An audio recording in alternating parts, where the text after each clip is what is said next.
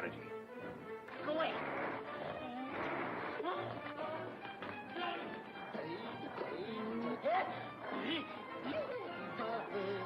How do you spell gorilla? 2 R's or 2 L's? Gorilla, gorilla. G-O-R-G-O-O!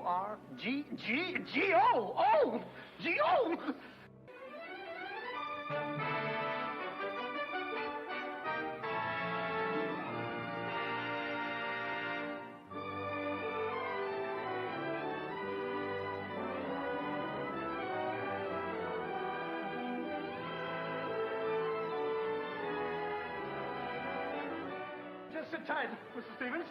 The gorilla will get you over our dead bodies. Dead bodies.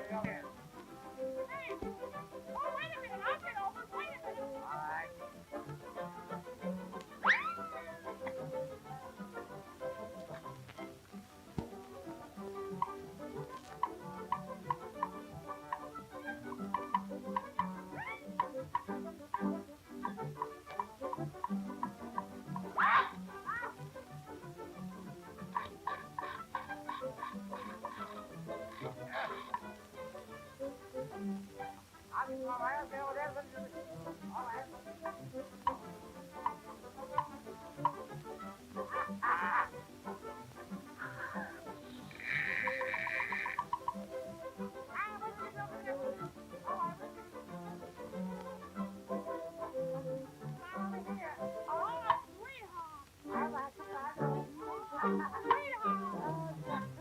over here closer. I don't wanna. Come on. I don't wanna.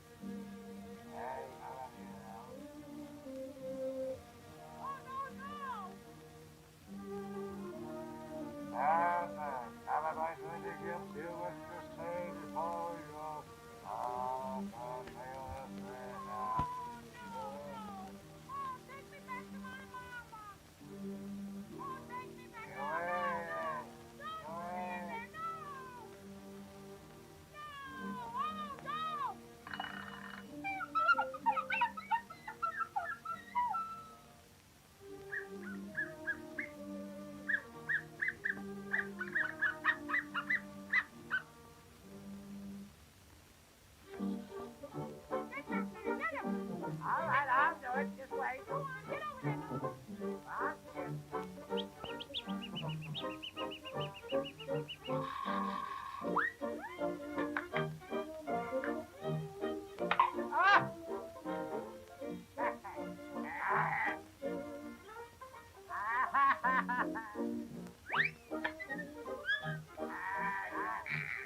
Get it across that line. All right. Pull it.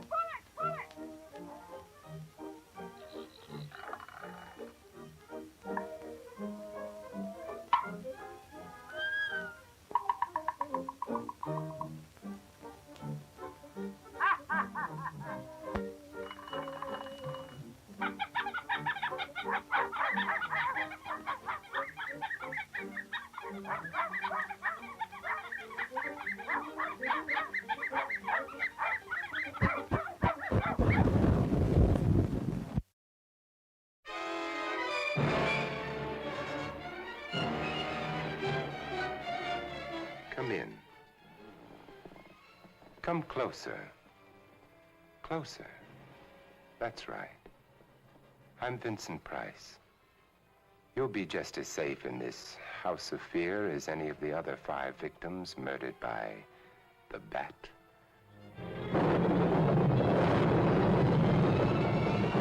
In all of the annals of mystery, there's never been a more elusive, fearsome, and cunning killer. He'll lure you through hidden passages to make you his next victim. But nobody lives forever, so why be afraid of the bat?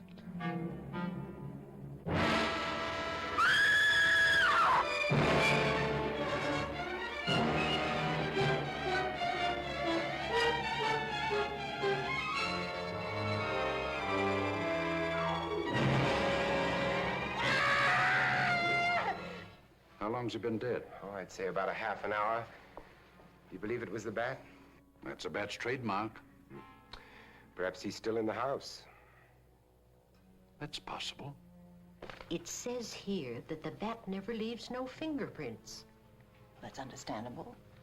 Having no face, he probably has no fingers either.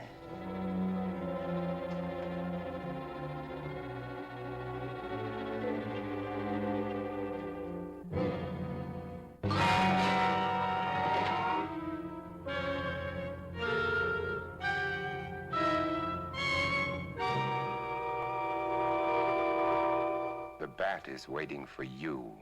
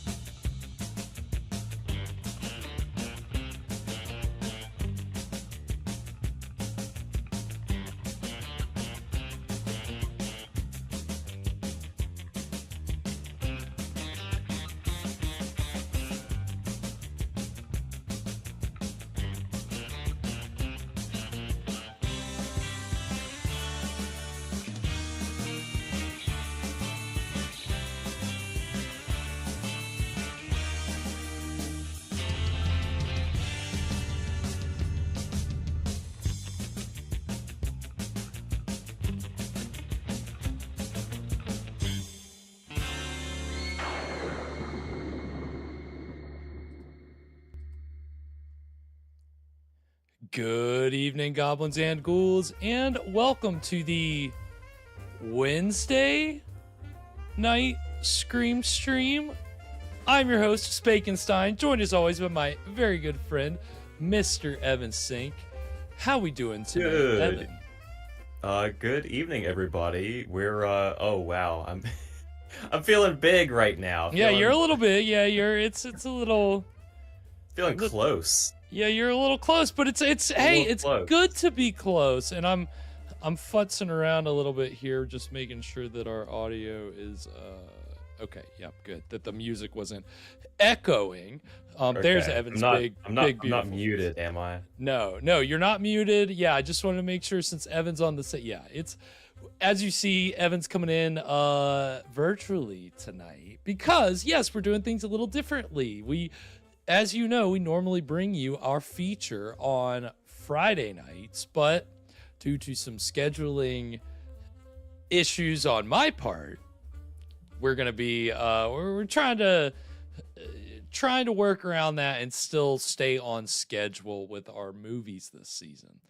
And so that's why we're shifting some things around, and so we're bringing you the movie tonight. So welcome everyone. And yeah, I know YouTube kind of interrupted us there. I think it was the cartoon, but I believe we're back now. So welcome everyone. I see the gang's all here as the Scream Stream gang, Scream streamers.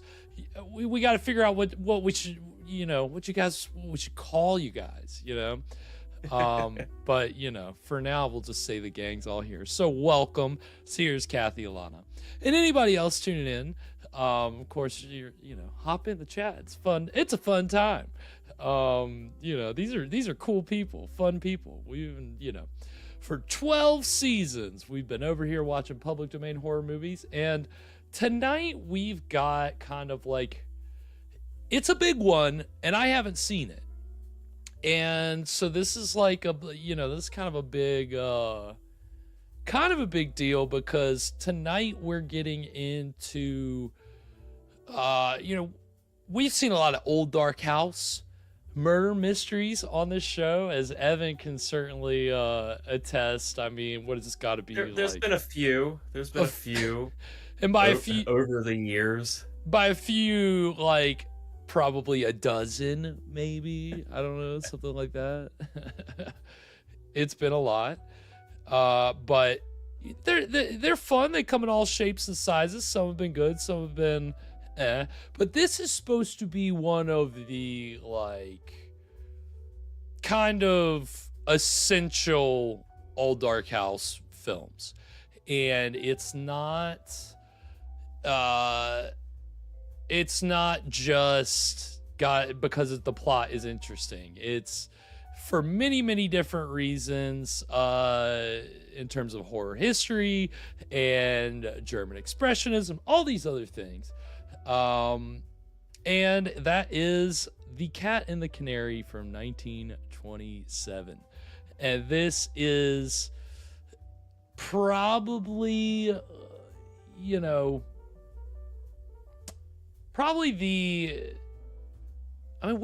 didn't watch, we don't get silent films too often. We'll get like one a season, right?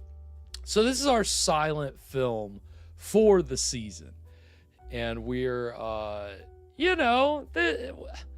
silent films are always interesting, right? They, it's, it's very much, obviously, you got to take advantage of the visual medium, right? And so tonight's film apparently has a reputation for really being able to, the filmmaker took advantage of that. So we're gonna get into all of that tonight. You know, it's a silent movie, but apparently it's a silent movie with some flair. So we always like a little bit of flair in our silent movies.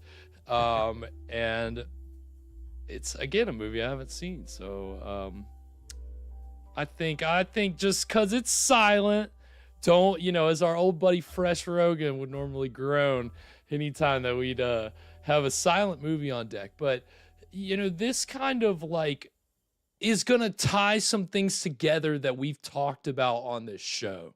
Like there's a lot of kind of like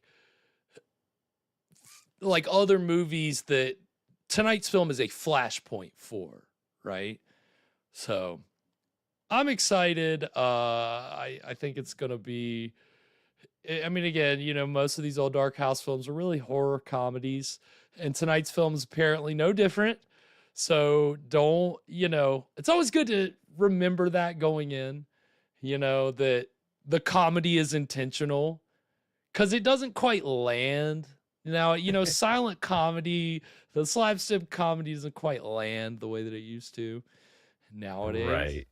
So, but it's still, again, there's some interesting things that the director did here, which I think will kind of rise it above some of the other ones that we've seen. But we'll get into all that tonight.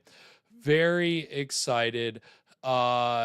Yeah, Alana, maybe I should go ahead and break the news about that. Unfortunately, tonight's presentation is going to be literally silent with no score, because I couldn't find a version with a score.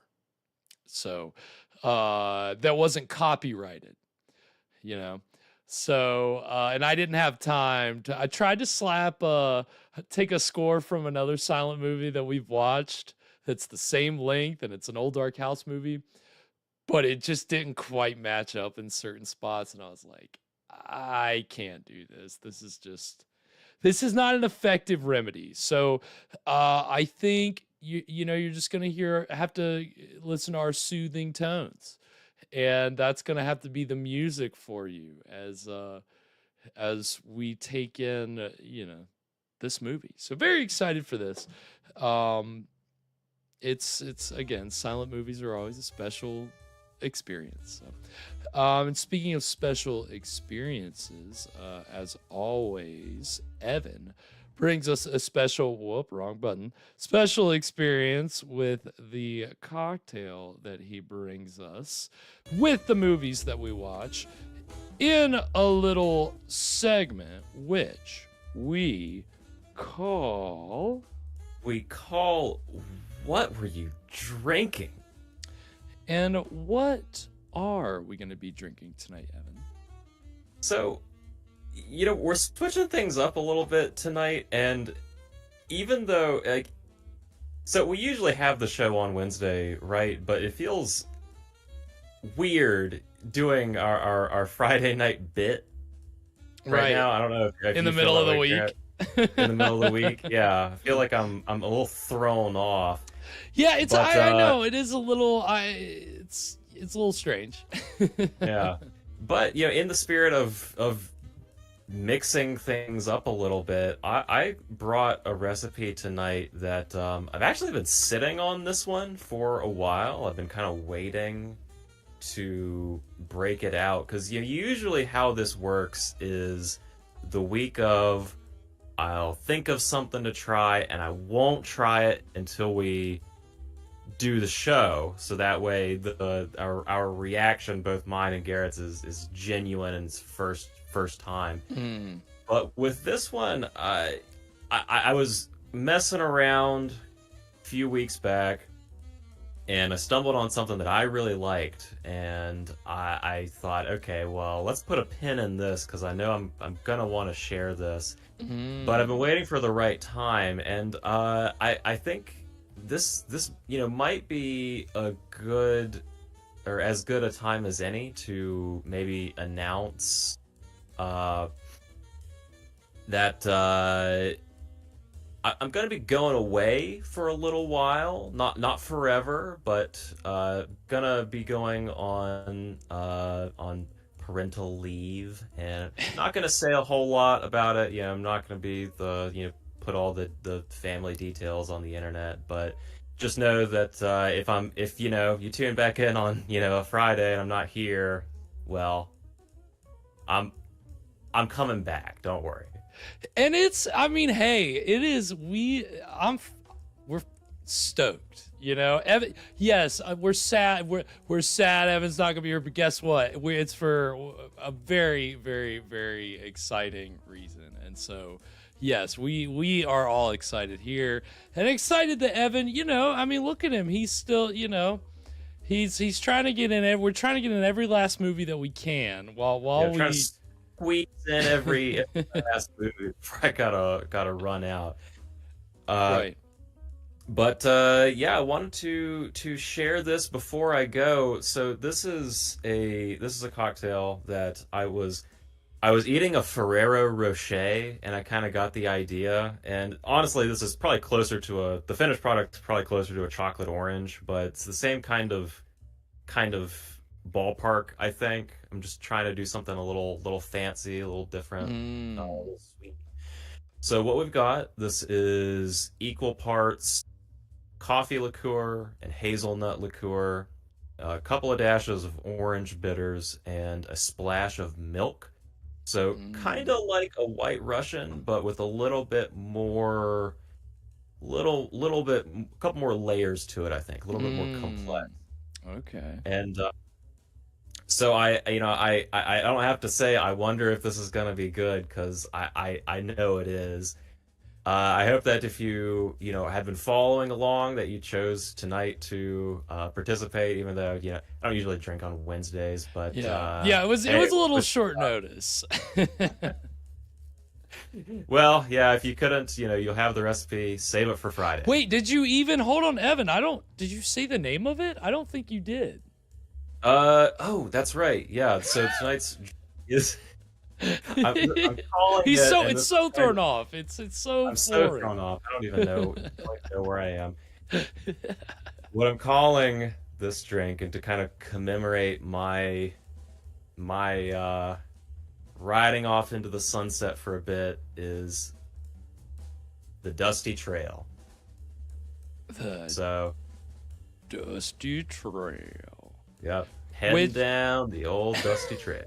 Evan and I, if you don't know, Evan and I have been friends for a long time, and that has been like one of Evan's catchphrases for decades now. Decades. Multiple decades. That's how many decades.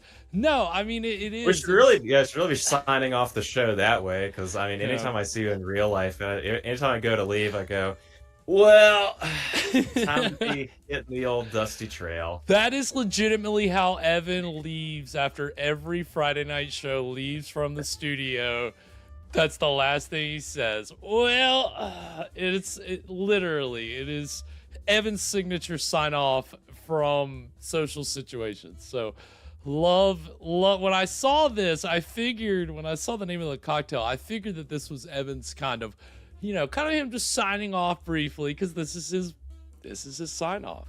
So I loved it. I think it's a very appropriate moniker for the drink, and just an interesting cocktail too. Which, did you state the measurements? Because full disclosure, I went to go buy the ingredients today, and I could not for the life of me find the hazelnut liqueur. Like, did you get it at our where we? Yeah, it's Frangelico is what I get. That's the only one that I know. But I had the bottle of Frangelico just kind of sitting in my cabinet for a long time, because we've had it on the show previously, but I haven't, like, I'm not always thinking, let's have some hazelnut liqueur. That's what I'm right. Yeah, that's not. But it's good. It's good stuff. Right. Well, I couldn't find it, so instead I got creme de cacao. I don't think that's not even close, but I was like, Okay. I mean, yeah, chocolate and coffee. That's chocolate. I thought about getting butterscotch liqueur, and when I walked out of the store, I was like, maybe I should have gone, but it's too late. I wasn't gonna.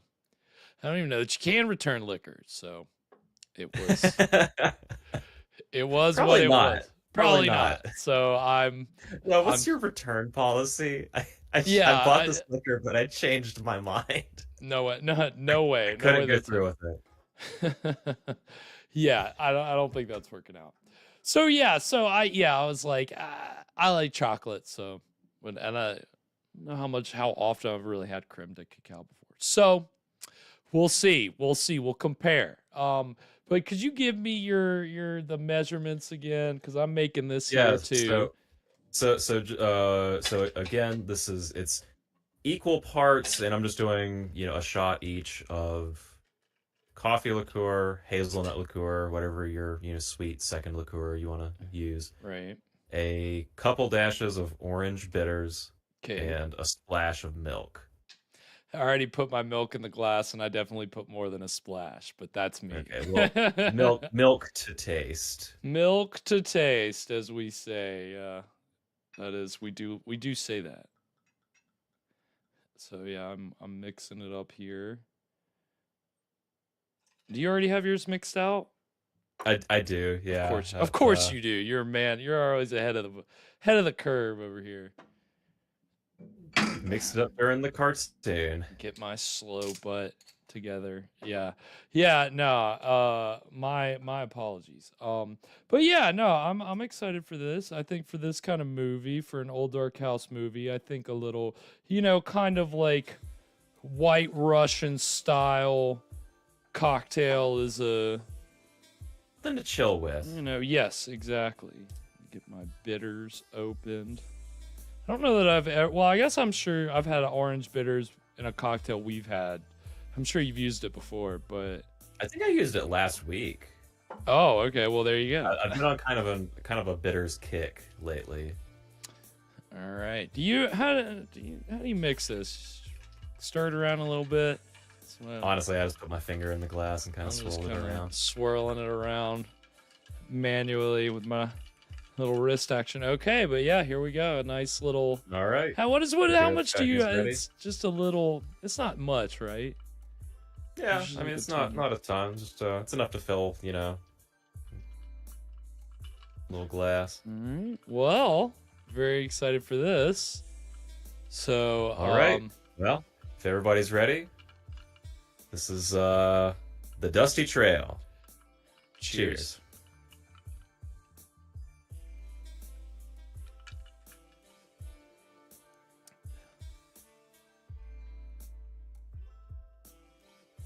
I really love it, and yeah, Garrett, I kind of hate that you didn't get the hazelnut because I really think it makes it. I know, dude, and I love hazelnut. Like hazelnut is one of my favorite flavorings when it comes to coffee stuff. It's warm and toasty, and so I'm bummed. Nice. I'm bummed I couldn't find it. I circled around in the liquor store. I probably made 10 loops around the same shelf just to see if I was missing it, and I couldn't find it. So did you ask anybody? I always feel like such a fool asking for help. I was gonna say you've probably kind of gotten used to it because when you need something for a cocktail, you're like, all right. Yeah, I mean, at this point, I've been up and down the liqueur aisle at the very least. Enough to know what you're, enough to know what they have and what they unfortunately don't. But right, look at him. This show has turned Evan into just a liquor store expert. He can tell you where everything's at. That's the effect of what were you drinking. So yeah, no, this is great. I'm very excited. I'm bummed that I don't have the hazelnut, but I'll be fine. I'll get through it somehow. Something to look forward to. You can try some later. To look forward to. And yeah, maybe even when Evan's not here, maybe I can still get him to send over a recipe every now and again. We'll see. We'll see how things are looking. But yeah, I mean, I think this is great. I'll cook up something. I'll cook up some bad ones to send your way. Oh yeah, no, that's you know me too. I'll make a bad one even worse. So okay, Garrett, he has to do it. He has to try it. Yep, it's just gonna turn into like dares, like just me drinking the grossest things every week. Hey, I'm here for it. I'm entering my stunt era where I'm just doing stunts every stream.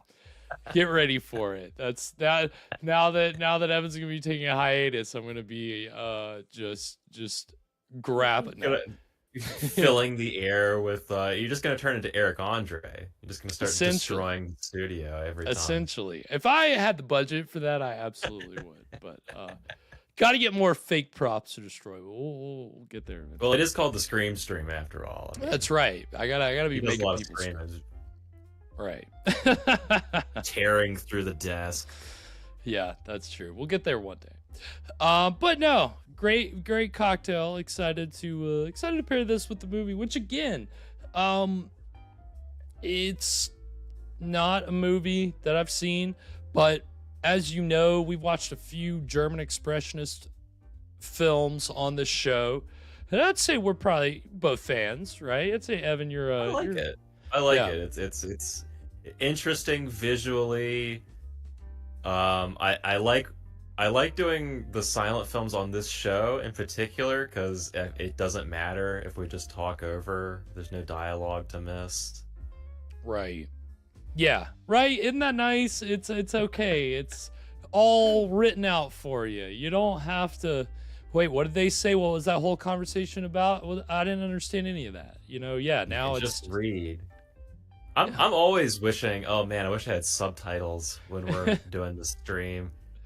I don't know about you. I don't know about y'all. Like, do y'all just have the subtitles on always? Cause I do. I feel like I can't follow stuff if I don't have the subtitles on. Yeah, it depends. Especially like newer stuff. To be honest with you, like yeah, people talk quiet. I gotta have subtitles. So yeah. Speak up. Yeah. That's the one jackass time traveler who goes back to the 20s, goes into a movie theater and it's like, what's wrong with your speaker system? I can't hear anything. And be a mess. But yeah, we're going, the beauty of the silent movie era is when you don't have dialogue, you've got to do a lot more visually. And German Expressionism was kind of a wild example, a very extreme example of that. Mostly kind of dependent on art direction, but also affecting kind of every aspect of the film, the acting, the pacing, a lot of the plot, a lot of different things. And tonight's movie is kind of like the effort to blend German Expressionism with the old Dark House formula, which had already been a thing for a while. But this movie is considered like a pinnacle, but the genre had already been kind of like, there were tons of plays, there were tons of movies, they were all kind of the same. And we've seen a couple later adaptations of those plays and movies on the show. The Gorilla and The Bat, the two trailers that were in our pre-roll, those are both movies we've watched on the show, and they're adaptations of stage plays, which had also been filmed in the silent era. Which, The Bat was a very big kind of also a Hallmark old Dark House film, but the play kicked off the whole craze, but then the film was important because it inspired Batman, if you remember that little tidbit. So tonight's and the Gorilla was important because it inspired Curious George. Exactly. What you're gonna find is all your favorite iconic characters are inspired by silent movies. And I actually do have more connected to tonight's film and tonight's director, and coincidentally Batman.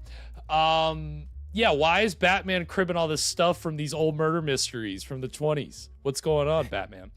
But we'll get into that tonight. That's gonna become one of the fun things. But yeah, so it's kind of taking this very established formula, this subgenre, and mixing it with a very stark German expressionist eye from a German director named Paul Leni.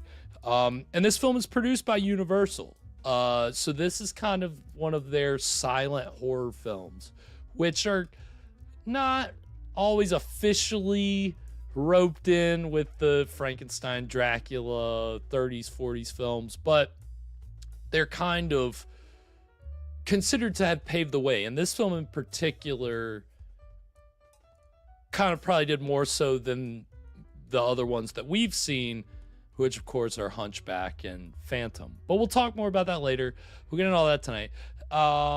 But yeah, and again, this movie, again, visually, there's gonna be, the director pulls a lot, pretty much every trick that he can pull out of his hat, he pulls out here. So I think it should be interesting. But anything else before we get into it tonight, Evan? So, influential movie, right? Mm-hmm. So you can draw a direct line from this film to Sylvester and Tweety Bird, right? Exactly. 100%. Okay. Yep. That's how you get your cat. That's how you get your canary. So, spot That's on, all, Evan. folks. Spot. Well, on that note, Evan, if you have it queued up. I do. Let me stretch. And he never came back. I reached too far. I'm ready, Garrett. My fingers on the mouse. All right, then without further ado, we're going to go ahead and get into the exciting beginning of The Cat and the Canary right now.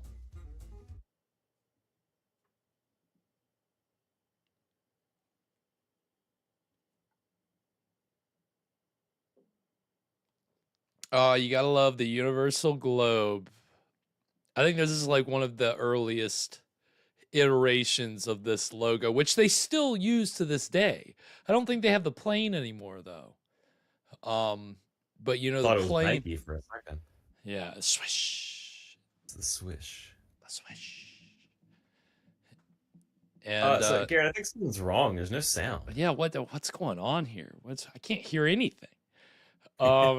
Yeah, I do. As like I think Sears said earlier, you and I should just hum a score. We'll just hum the whole time, and that won't be annoying at all.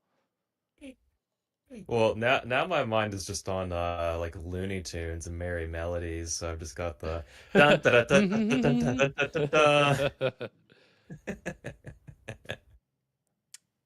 So, I mean, again, yeah, visually, I mean, you'll see shots that you recognize from later movies, and I wouldn't be surprised that they were cribbed directly from the movie. But we'll talk about Paul Leni tonight. Interesting guy, interesting director. And this movie, I guess, 2 years ago entered public domain finally. Pretty sure it was still under copyright up till then. And now we've got our cast here.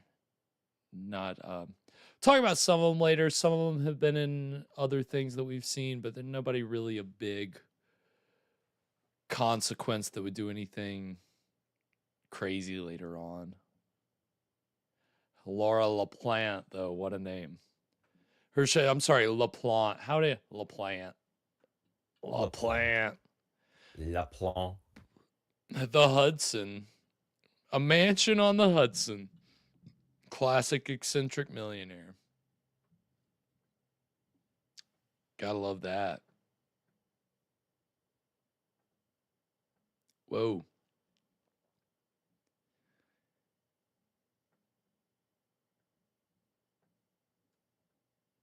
Getting right into some crazy little visual effects.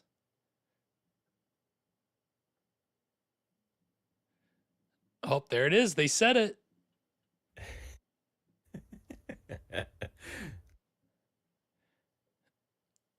We could, yeah. Evan's got to put in his best narrator voice. Oh my gosh. Fucking wild. Ah. Cat. Cats. It's pretty crazy looking.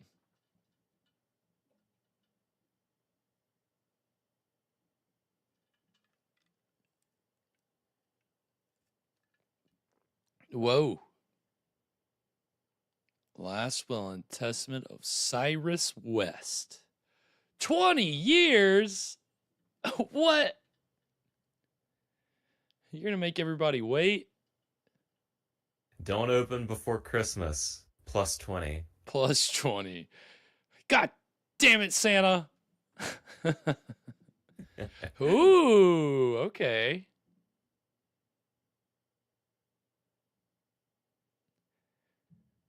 Never to be open. What? What? Okay. Peculiar. Like an if-then statement. So if they're not met, then yeah, they're definitely making good use of the it's not rear projection. What is it? What do they call it? Compositing? I don't know. Whatever it is, they're doing good with it. Ooh.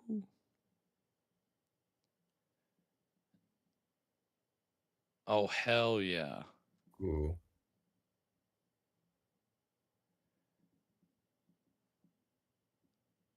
We don't get a lot of movement like this in in a lot of silent No, movies. not in the 20s.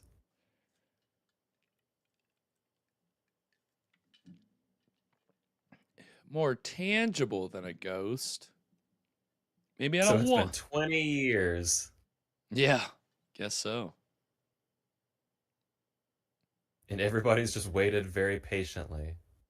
Yep, not inconvenienced at all. Certainly couldn't have used that money 20 years ago.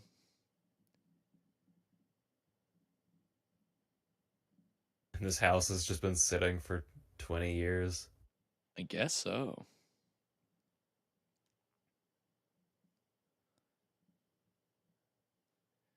We're creeping through. I mean, this is interesting. What is this? Kind of like your killer POV shots, you know? Yeah. It's kind of early for this. I mean, yeah. This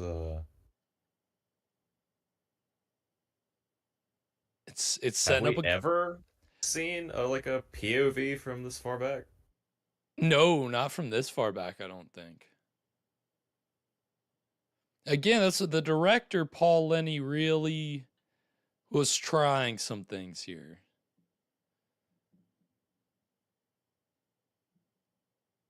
Of course, sliding panels and creepy hallways.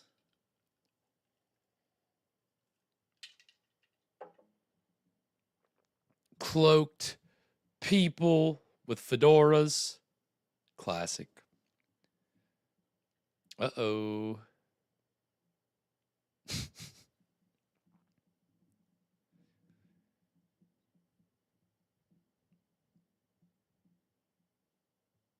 You gotta love these giant wooden doors covered in cobwebs.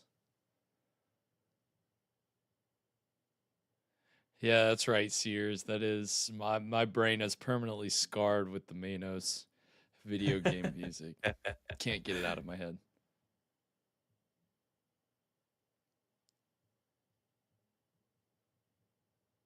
Here's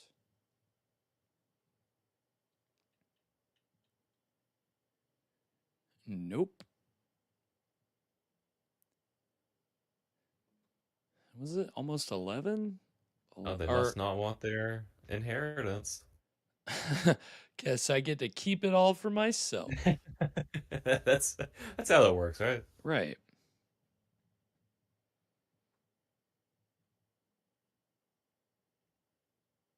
Uh-oh. He must have been... Mammy Pleasant. Talk later about why she's called Mammy Pleasant.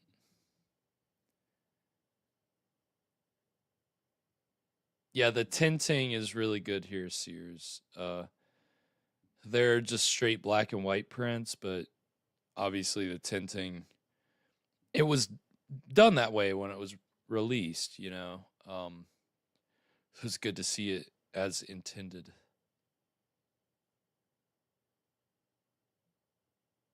Left, left, 1, right, 4. Uh-oh. Well, that means somebody's opened it. Dogstar's in the house. What's up, Dogstar? Dogstar. Yeah, the tinting. Tinting is sick. And now, can you believe a moth ate its way through this safe? They just don't make safes like they used to anymore. All Cyrus left us was this moth. Oh my gosh. Wow. Love moving in fast like that. Have the seals been broken? Yes, no.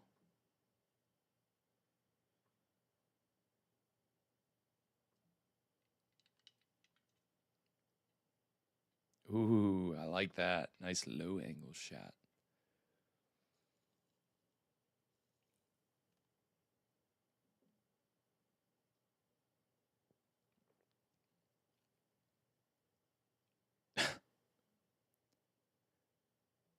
Ooh. Sure about that?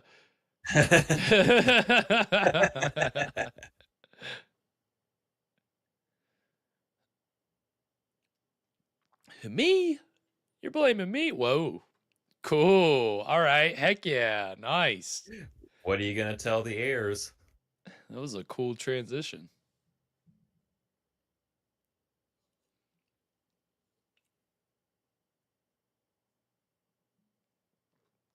It's like, what you're going to tell the heirs is, we're having moth for dinner.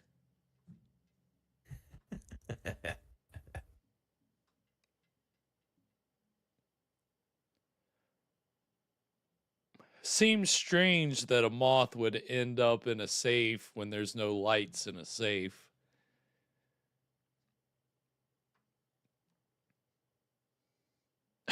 What? I'm going to start greeting people. Like, I'm going to stick my hand through the door, but stand outside the door.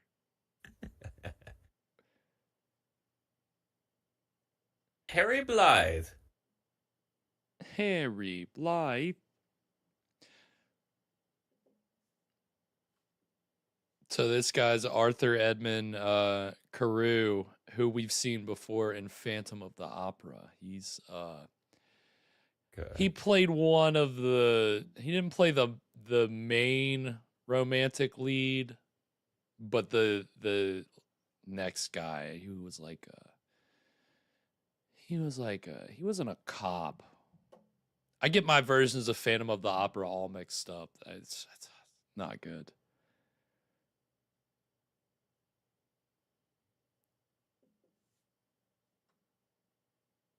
Yes, here's great classic young Frankenstein joke.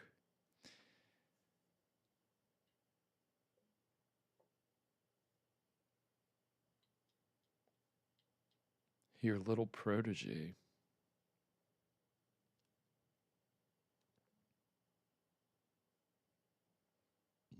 Uh-oh, we got a family feud going on.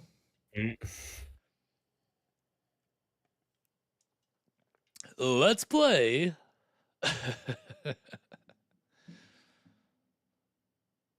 Whoa.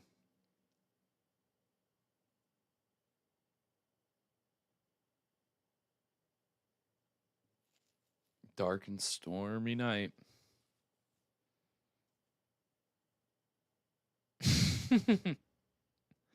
This is as far as I take you. Not for $1 million, but not for $1 million. And that was a lot more money back then. Yeah. I like that. Ghost. Yep. You know that's how he said it because the letters were moving around.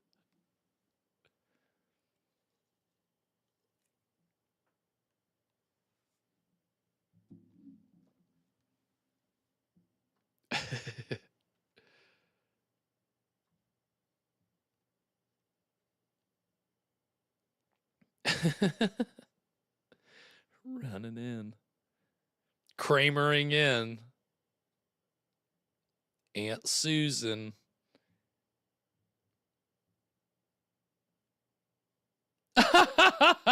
What? What? Gosh, what?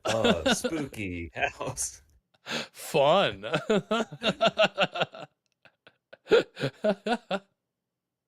Whoa. Why is she bouncing?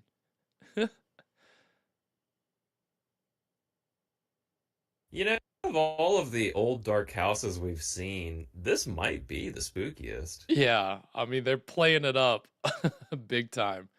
We're seeing more of a house than we've seen in the other movies, I feel like. Yeah, usually, yeah. Well, it's a very like well-designed set here and not just like a piece of fucking drywall with like fake wallpaper on it, you know. That cat looks a little stiff. It is. It is.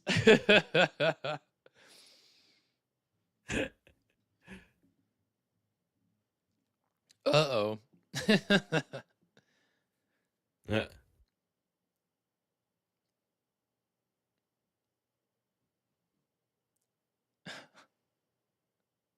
Pray your car's gonna roll away. Gonna roll away.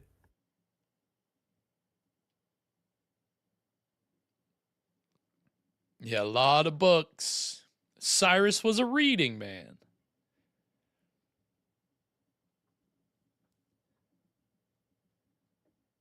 This guy gets all the books.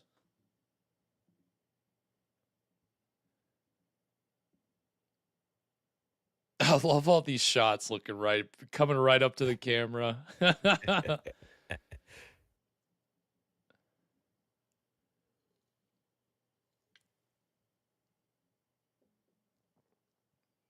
I just got shot at by a ghost.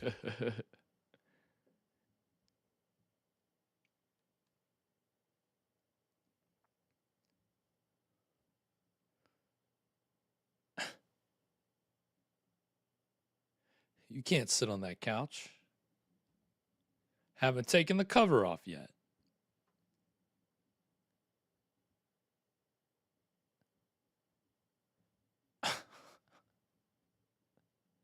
Don't worry about her.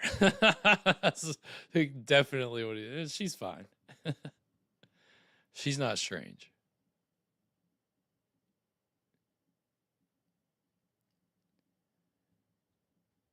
A bullet whizzed by me while I was driving. And the steering wheel flew off.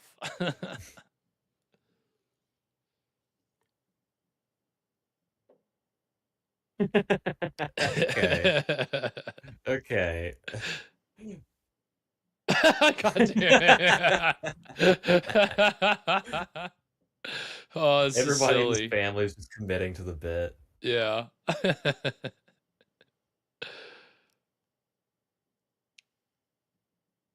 Yeah, Sears, I would agree with that. They're definitely...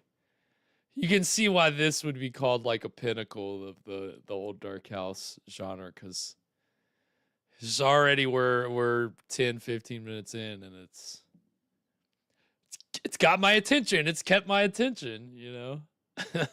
And we're still just at the introductions.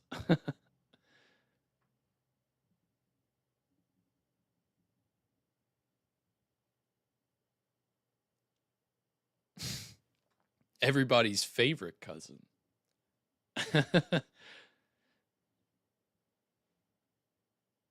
Yes, here's. I think he's supposed to look like Harold Lloyd. He's trying to kind of do that same shtick. But that guy and a lot of the other actors didn't really go on to do very much of note after this. A lot of just small kind of bit parts. The guy in the glasses, the only other thing I know him from is a Little Rascals short that's public domain. He plays Mrs. Crabtree's brother, but they think it's her, that he's her beau and that he's gonna marry her. Back in those days, if teachers got married, they couldn't be teachers anymore. So then they try to make him look bad, but then they find out at the end it's her brother.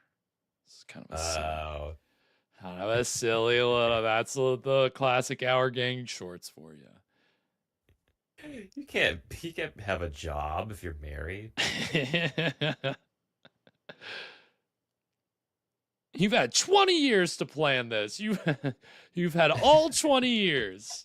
You got to figure out what you do.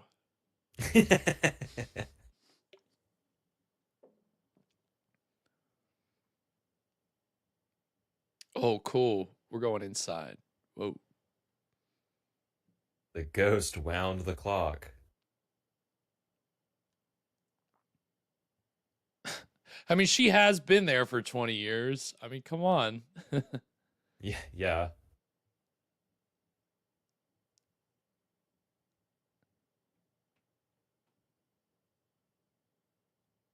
I mean, okay. This is maybe not necessary, but it's cool.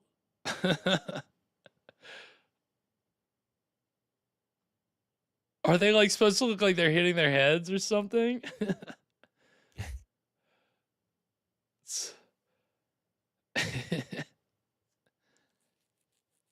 The mechanisms are turning. Yeah, it feels maddening for just them opening up a will.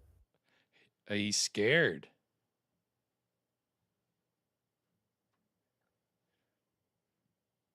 Everybody lean in.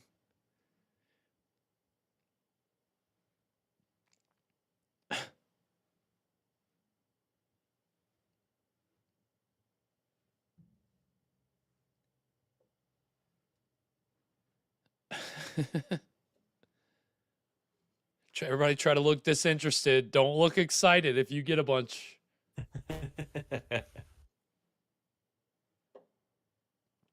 Oh, taking notes. Yeah, that's what I'd do. Keeping score. Oh, no. What? You're getting ahead of yourself there, buddy.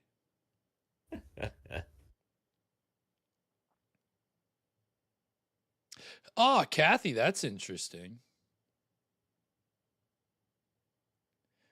I don't think I've heard of that. An eye canary. He said it again.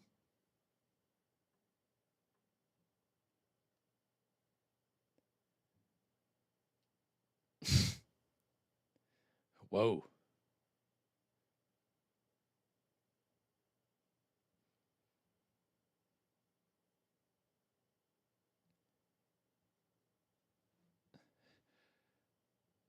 I told him to wait 20 years to read my will, and they said I was the crazy one.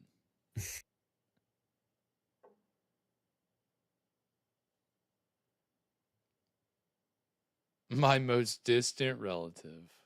Oh.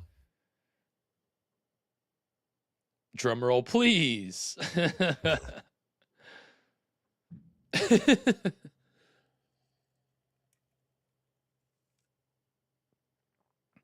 Oh, come on. Of West. Is it her? That's her. Whoa.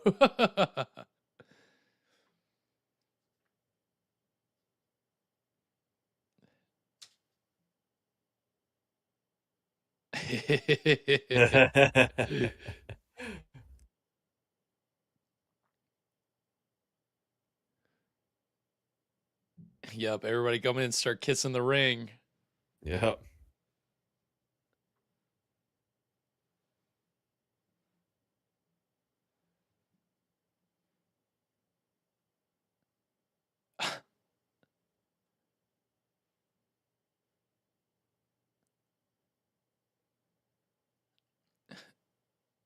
Oh, another letter. Yeah, Sears, I like that. It's not that, oh, you have to spend a night in the haunted house. You spend 20 years to get the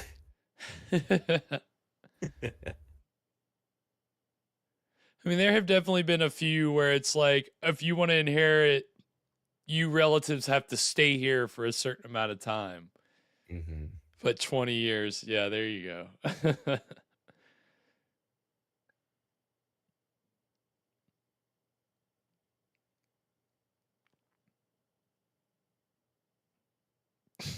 Yeah, sure.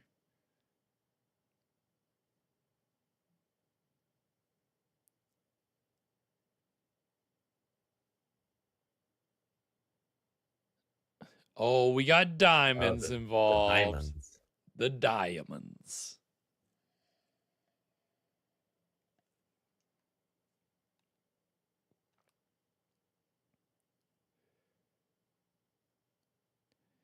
She can already feel everybody breathing down her neck. Oh, great. Here it is. Here's the here's the catch. Oh, okay. Okay. Gotta get a certificate. We gotta make sure you're not a loony.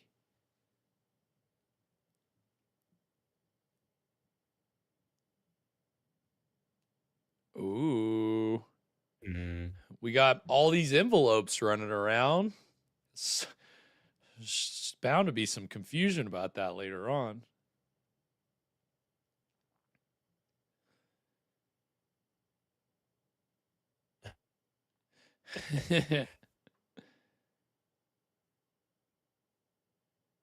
Aunt Susan.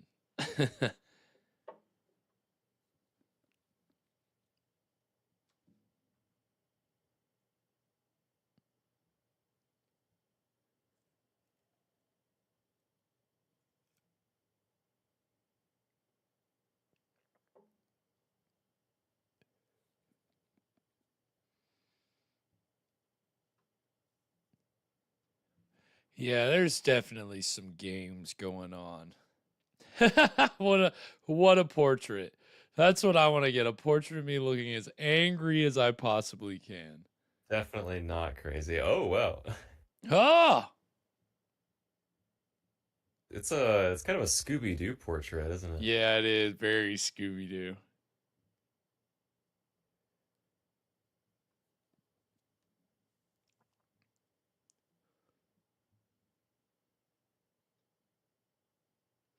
Ooh.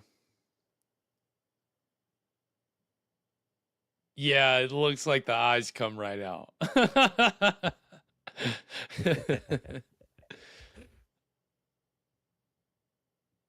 Ooh.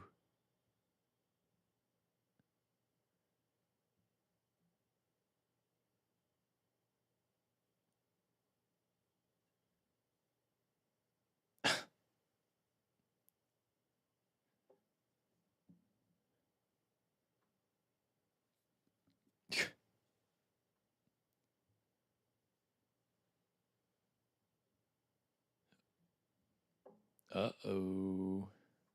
Someone's going to die.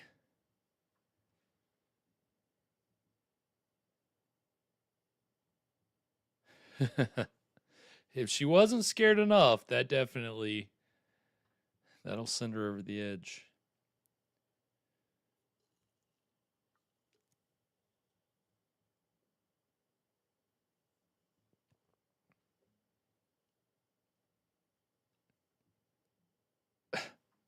Yep, time to be hitting the old dusty trail.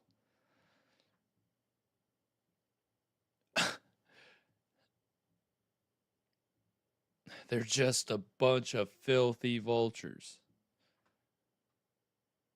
It's a bunch of cats.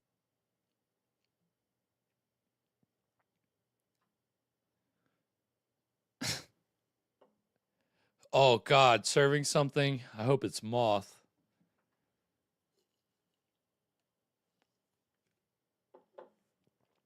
A cup of tea.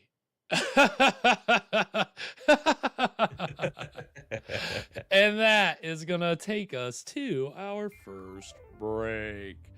So that's the first third of The Cat and the Canary. What are we thinking so far, Evan? I'm really liking this so far. The photography here feels like way more modern than what I was expecting. All the movement, the shadow work's all really good. I liked the sets. Yeah. And what they've been doing with the compositing or whatever it's called. Right. Yeah, it's again, not having seen this before, but always hearing about the reputation, I didn't foresee it being like as you've correctly pointed out, like so ahead of its time. You don't see really anything like this coming out of Hollywood that's at this time 1927 that's so dynamic, right? There's literally trying to make almost every shot kind of like interesting or exciting. I mean, even the inner titles, some of them are very, expressive. And it makes me wonder, because some of them look like maybe they were made later and like maybe they cut some, I don't know, because the styles look kind of different, from the really expressive ones to the ones that kind of have that background. It feels like maybe they could have been made later, but I didn't find any information that said that, so who knows. But yeah, so far enjoyable. And I mean, the comedy, is pretty, it's to be what you would expect for 27, but I'd say it's still pretty funny. Like, it's not. Yeah, it's made me laugh. I mean, maybe just for how kind of ridiculous and silly it gets, but right. It's still pretty funny. I mean, even that that last little shot we closed off with there of somebody else bringing her hand up to like wipe her face and she's just totally blank. Like, that's a very it's a very kind of over the top, kind of ridiculous comedic thing, but I think it's funny that you contrast that with the stark visuals, which very much are German expressionist. Like, they give you that kind of creepy, eerie atmosphere, right? Mm-hmm. But they're mixing it with comedy that, again, we've seen other old Dark House movies that have done this. Again, most directly before this was the last silent movie that we watched, which was The Monster with Lon Chaney as the mad scientist, I believe. Do you remember that one? Kind of vaguely. Yeah. I mean, that's the thing. Like, that had Lon Chaney in it, and it, I don't really remember too much about it either, to be honest with you. But I think that speaks to the fact that movie, it had Chaney, but it didn't have the visuals, right? It didn't have that German expressionist style. And that's why, like, that's just really important, putting that in context of how we get the Universal monster movies, that, like, that confluence of something like, because again, think about the other Universal horror movies that we've watched that are silent films. Like we talked about earlier, Hunchback of Notre Dame and Phantom of the Opera, both with Lon Chaney Sr. Lon Chaney. That's the draw of those movies, right? Is the horrific makeup of Lon Chaney. That's arguably the reason they call them horror movies, is because Lon Chaney has this horror makeup, right? But those movies, while they have gothic sets, very expansive sets and lavish costumes, they don't have like that stark, they don't have that same creepiness. The German expressionism's not like imbued in those movies. It's gothic, but it's not German expressionism, right? So tonight's movie kind of was an opportunity to start bringing the German expressionism side into the fold. We don't have a Lon Chaney here, but this was a chance for an expressionist director to bring the style to Hollywood successfully. And that was the director, Paul Leni, who came from Germany. He had made a film, an anthology horror movie called Waxworks in 1925. And it kind of was the same way, where it was German expressionist, but there was also humor. And the head of Universal, Carl Laemmle, he saw it and was like, we got to bring this guy to Hollywood. We got to get this guy working for us. So he invited Lenny to Hollywood to come work for Universal, and this was the first movie that he was assigned. It was a big hit, but like I said, it didn't have the makeup. So like the next film that Lenny did after tonight's film is called The Man Who Laughs. And that has the guy who played Cesare from Caligari, has him playing this disfigured character in an adaptation of a Victor Hugo novel. And it's The Man Who Laughs. And the character in that movie was actually the inspiration for the Joker, interestingly. Okay. So it's kind of funny because that like makeup is very iconic. It definitely inspired the Joker look. He's got this huge smile that is like plastered on his face, right? And Paul Leni did the same thing where he brought this German expressionist style, but it was a gothic horror melodrama, right? Like it was kind of closer to Hunchback. It's a Victor Hugo story, so it's kind of the same setting. But that movie actually combines the German expressionist style with a gruesome makeup, right? And the guy who made the makeup for The Man Who Laughs was the guy who did the makeup for all the Universal monster movies down the road. So Lenny was kind of the guy that paved the way for the Universal horror movies to have the look and style that they did. So we're going to see some trailers during the break. Kind of, again, give you the visual reference. The first is an original theatrical trailer for the 25 version of The Phantom of the Opera. And it's got, some little video of Carl Laemmle in there. So you'll get to see the head of Universal. And he, he's, kind of touting this big, the big success, this big production that it's going to be. And then we're going to see a modern trailer for The Man Who Laughs for a restoration that was done a few years ago, I think from Eureka. But so you'll get to see the gruesome makeup, and you'll get to see the expressionist influence.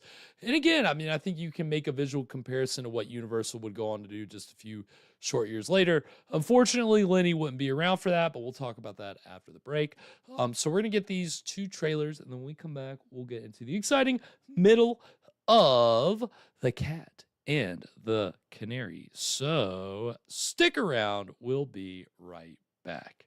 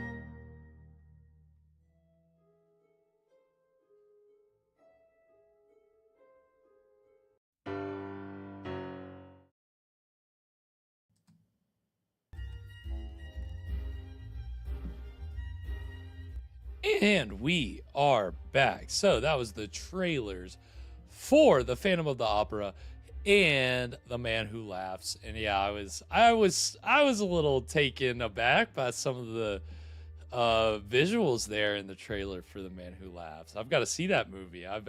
Those the more melodramatic horror movies, I'm not always they don't always draw me in as much, but again, I haven't seen tonight's movie. I haven't seen that movie, but Paul Leni's visual style is obviously captivating enough. I'm like, okay, this is kind of a blind spot that I need to rectify, because I was like, whoa, Yeah, multiple times in that. Yeah, underexplored, at least by us. Right, at least by us.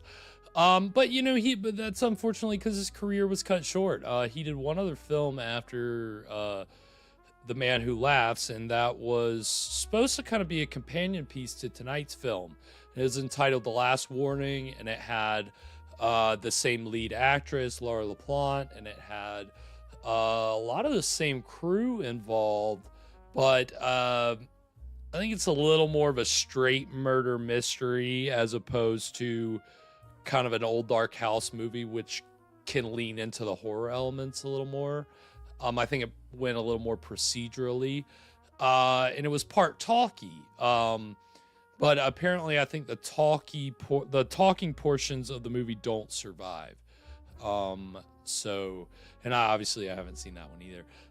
But he died shortly after making that due to sepsis after an untreated tooth infection.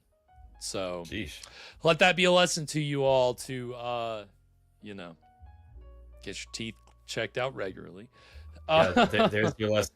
Don't get sepsis from tooth infection. Don't ignore your dental health, and don't ignore your mental health. Two big things, dental health, people forget about that one, but The Man Who Laughed, the man who laughing gassed.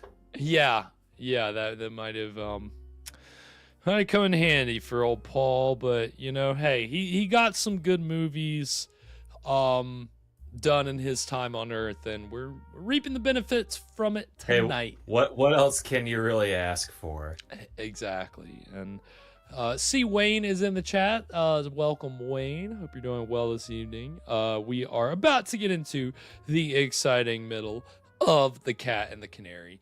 And yeah, so far, it's been a very visually wild movie. Again, we don't have a soundtrack with it, but that has not made it any the less interesting or compelling. Again, it's the visuals. And Sears kind of helped me figure out what what they're doing with the overlaying. That it's optical printing is what it's called when they've got multiple layers of film on top of each other. So we've had a lot of optical printing into transitions, a lot of depth of field, moving shots, POV shots, and that's just the first third. So who knows what we're gonna do next? So anything else before we get into it, Evan? So I'm really loving this our ghost guy, Cyrus.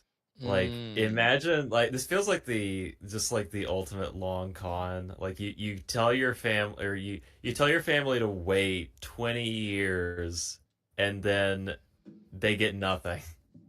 Right?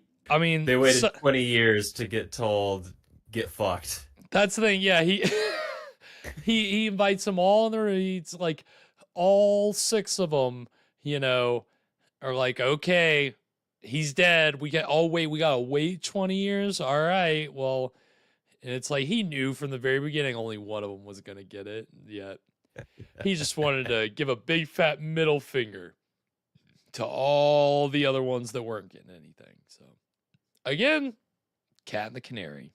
There it is. It's all in the title, isn't it? The canary gets the last laugh. Well, there we go. Well, then on that note, without further ado, we're going to go ahead and get into the exciting middle of The Cat and the Canary right now.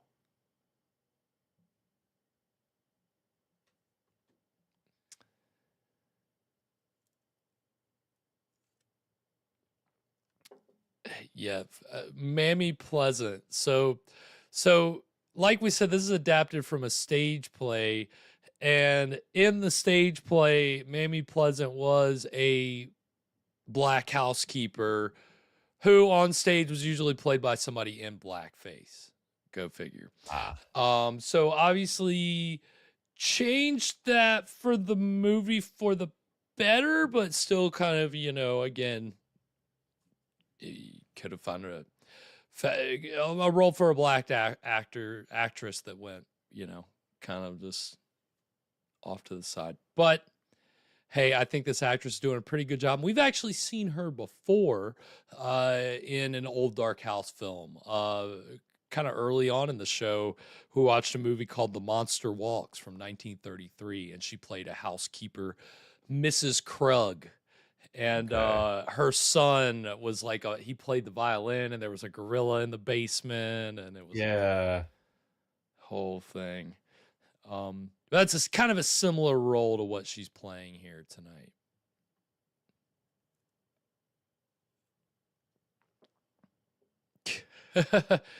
You just taking your uncle's place. You thought you were inheriting the money, but now you've inherited his role of a cat. The canary. Damn it. I can't decide whether or not this housekeeper, like, if she's gotten maybe the best deal of all. Just to get to stay. She's just been hanging out here for 20 years, right? It's been her house. Just keeping the place. Yeah. I mean, on one hand, like, yeah, it'd be a lot of work to, upkeep a place like this by yourself, but, if that's your job, you get to live in a mansion. Right. Oh, Sears, that's really cool. I would love to be able to. Whoa! That was a wild optical effect.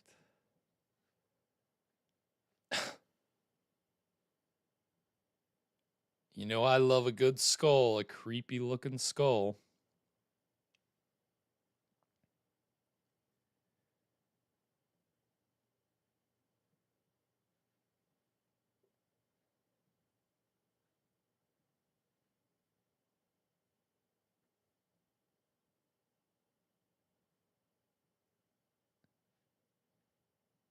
Okay, escaped lunatic in the mix. Classic. We've had that in an old Dark House film before, to good effect. Yeah. I do like that element. I thought you were going to say we've had that in real life, which is also kind of true. Which is true. We actually did have that kind of once. Yeah. Garrett and I were on a set one time, and we were like a mile out in the woods, and we got did we hear about it then, or had we heard about it before, that there was like an escaped convict in the area, and it was the middle of the night, we were all terrified. Yeah, the fun version of the story is that we're already out there, and then somebody looked at their phone and saw there's an escaped inmate on the loose in the woods, and but I think we might have been told, like right before we went out there, and then then we're out there and we're like kind of getting a little more worried. There is he is in the vicinity. Luckily, no murdering. We weren't hacked to death. So no, he wasn't a lunatic out for blood for us, even though we were sitting ducks in those woods. But when you've got giant film lights around in the woods, you probably look crazier to him than, He's more afraid of you than He you are looks of him. exactly.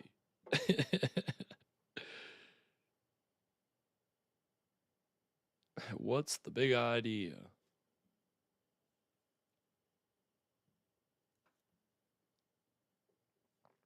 I don't get paid enough to look for lunatics in the middle of the night. This is suspicious, though.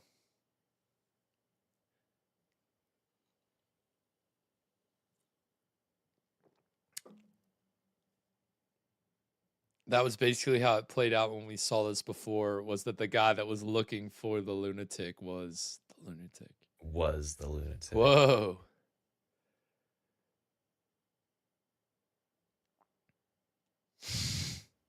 Well, there it is. All right. There's always some element of nobody's allowed to leave.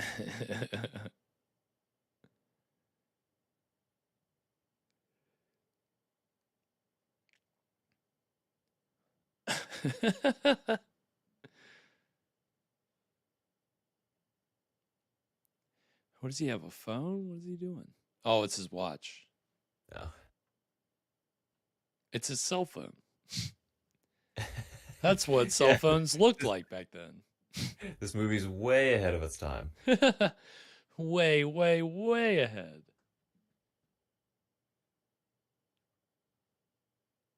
I'm going to give it to you for safekeeping.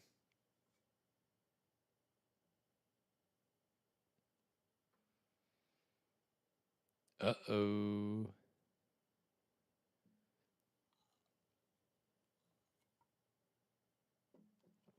You're not going to tell her who it is? Oh, yeah, Alana, it's snowing where you're at. That's pretty cool. Oh, well. Winter's here. And Wayne. God. Wild. Wild. We used to get snow. We used to get that. It'd be really nice to get some snow this year. We didn't get any last year. I don't know that we got much the year before. Or yeah. A few years ago, we had one really good one. One last hurrah. Yeah. It was maybe one of the best. Oh! Ooh. Classic! Oh, hell yeah. The name is... Ah!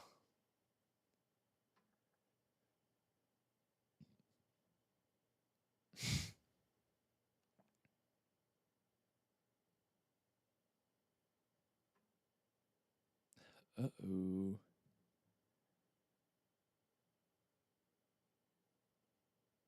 And so these sets were actually designed by the director, Paul Leni, because his background was in art direction in Germany. And then the sets were actually made by Charles D. Hall, who's credited as the art director here. And Charles Hall would go on to do the sets for Frankenstein and Dracula and Bride of Frankenstein.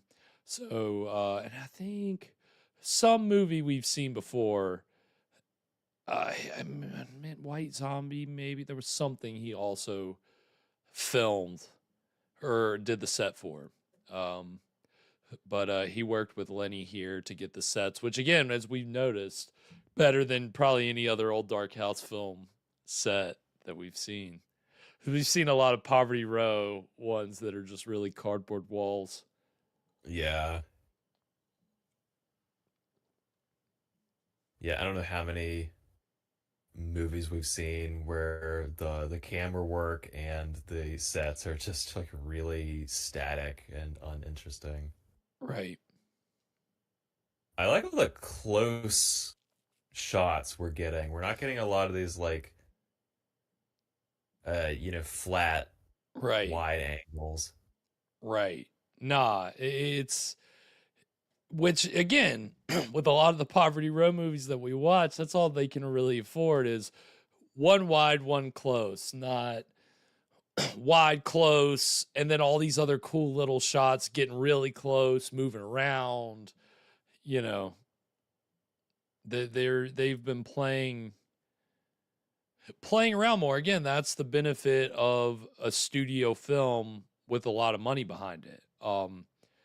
Again, Universal at this time was putting a lot of money behind a production like this. I don't know exactly what the budget was, but I imagine they probably spent more on this than they did on like Dracula or Frankenstein.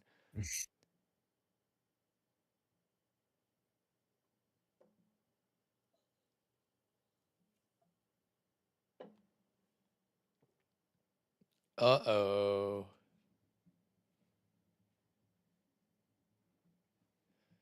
I am crazy. Maybe I am crazy. See, that's the beauty of silent movie acting. She can say all that just with her eyes and her face.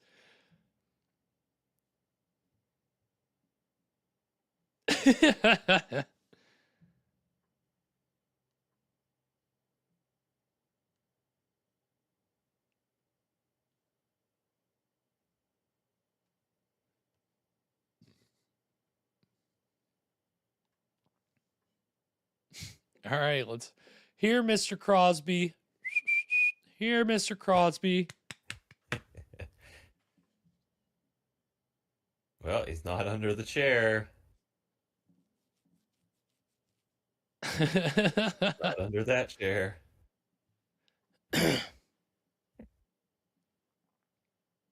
No, yeah. Maybe he's under the book. Lamp? Maybe he's under the lamp. Look everywhere.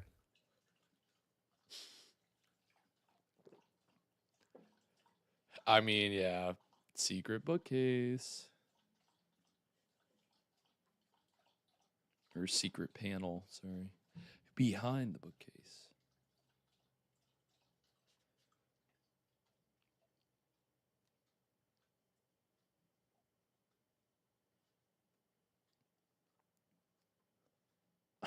Oh, good. Good question.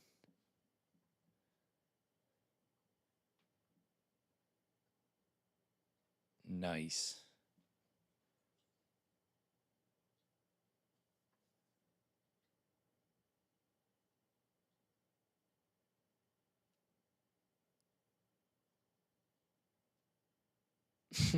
I'm back.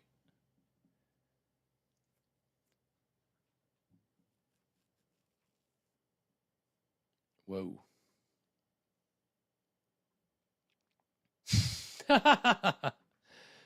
Classic.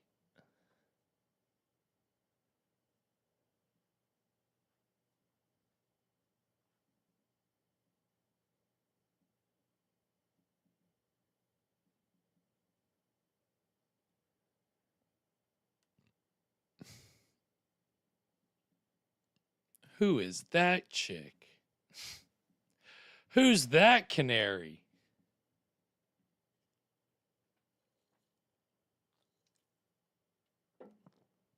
She looks pretty crazy to me. And I don't know, I'm a lunatic hunter. Right. My name is Dog, the lunatic hunter. My name is Cat, the lunatic hunter. I'm looking for all the crazy birds out there.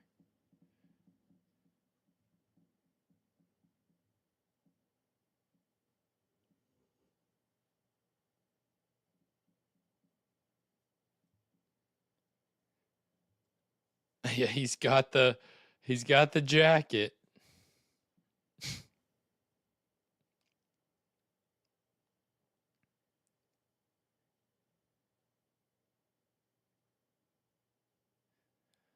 Oh, that's cool. Making her feel really small, right? Like, Tony. That's wild. Ooh.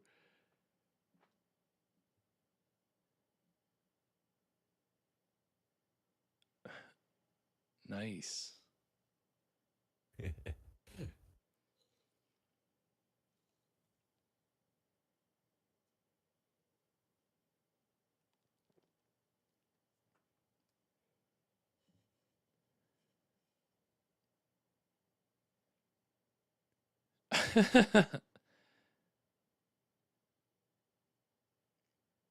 Oh, great. And I never changed the sheets either.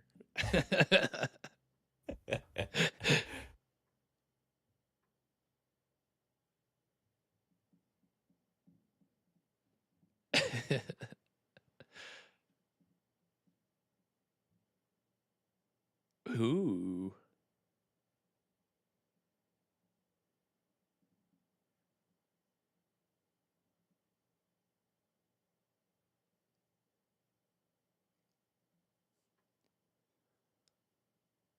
Whoa.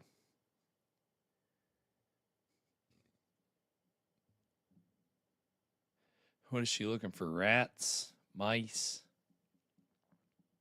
I mean, I guess nobody's stayed in any of these rooms for 20 years.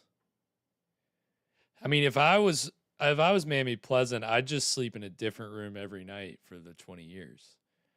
I mean, right? Got a whole mansion. You got to stretch out. Ooh. We're lifting up.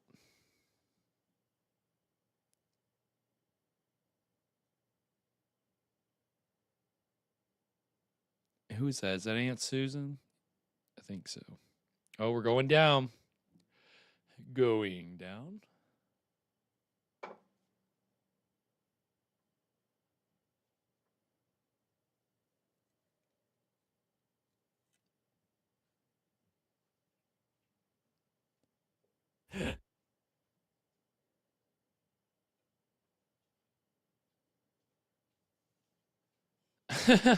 Ha!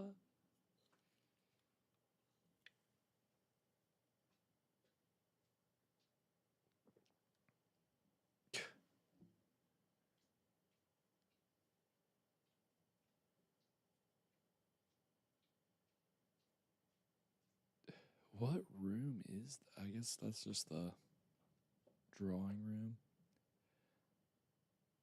The library.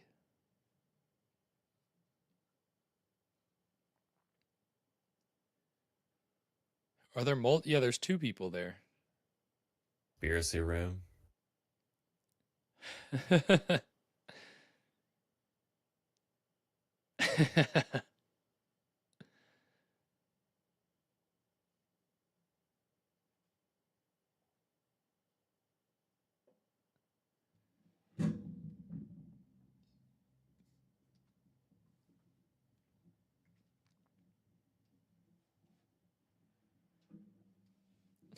Oh.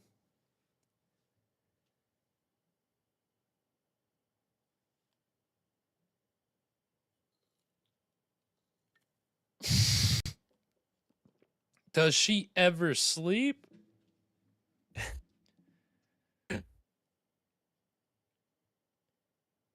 Ooh, I love the way that the light is like bouncing off the whites of their eyes. Like, Yeah. when you saw it when the flashlights were going up and around their faces, but even when Mammy Pleasant was at a distance there, it was, the way that they were picking that glare up was pretty cool.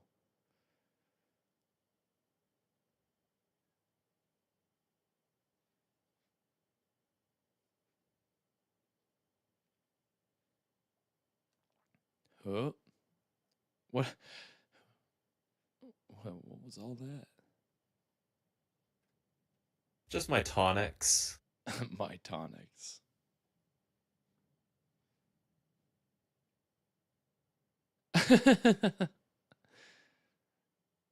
I'm feeling catty tonight. Can we hang?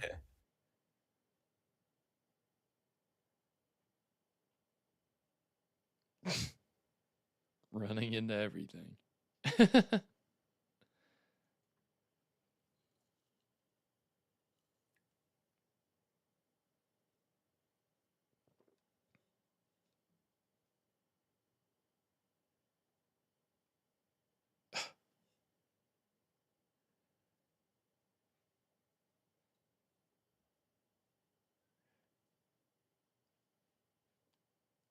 Don't get weird with it. Your cousins.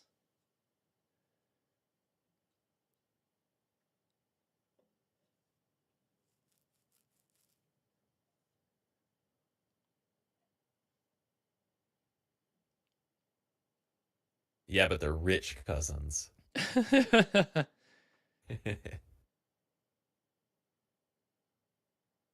Oh, sure. Yeah, I Mr. believe that. Millionaire. Yeah. Paul. Paul the millionaire had his whole life planned out what he was gonna do with $1 million. No way he was giving that money to his cousin.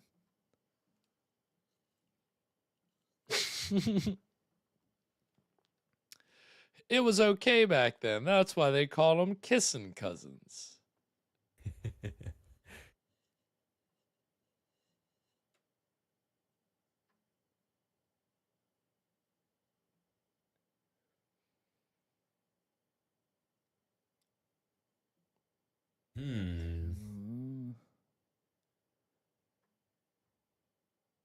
Uh-oh. Okay. Uncle Cyrus leaving some clues Message. behind. Message from beyond the grave. Just leaving fucking letters everywhere, man. Oh my gosh. Really big letter writer.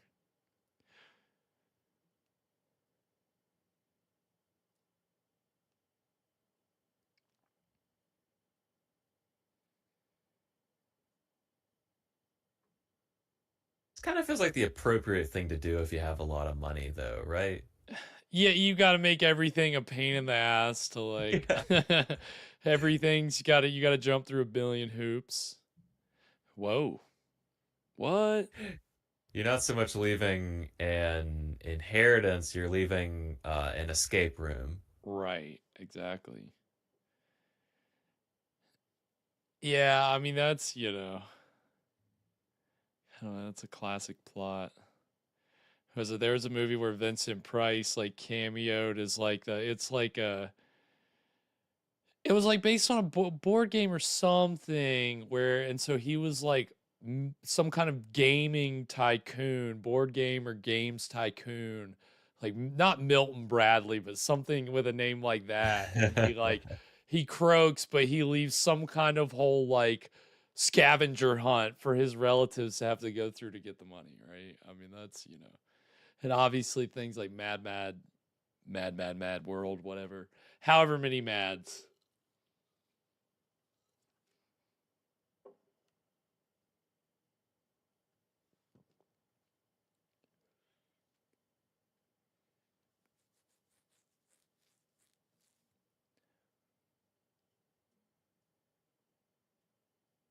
Gotta do now, Paul.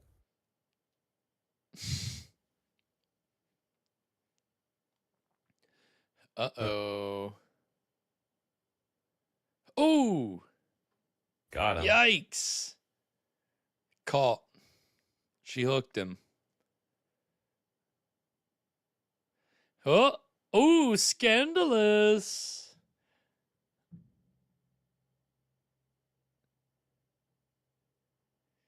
There weren't sensors at this time. The code hadn't been invented yet. And when we're seeing ankle, I mean, that's in this time, that's a big deal. Ankle and shin. Oh, we're getting more leg now. But don't forget, it's his cousin. Scandalous. Yeah, you should be embarrassed.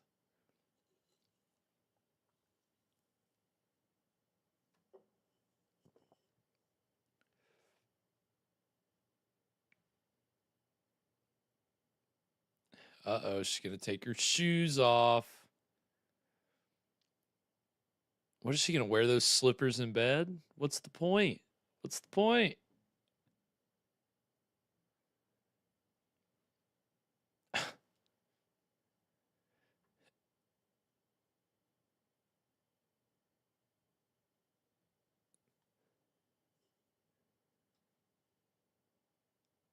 Gotta make sure I look really good before I go to sleep.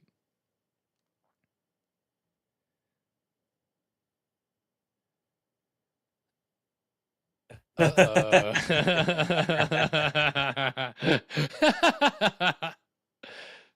You're to get the freak out of there, bro. Roll out, roll out. Oh, cool.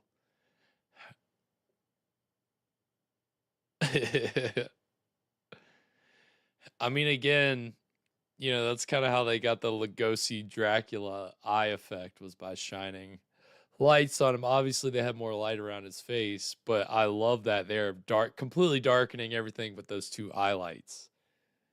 It's really cool. Makes him look like a cat.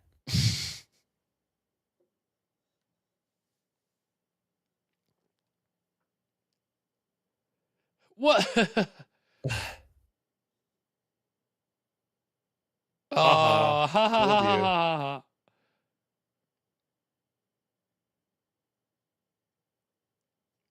Nobody's mad. It was just a classic mix-up. Classic.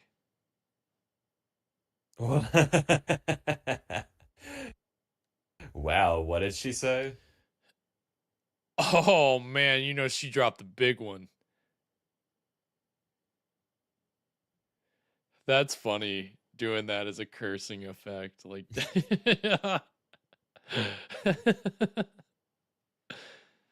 oh, those words are unspeakable.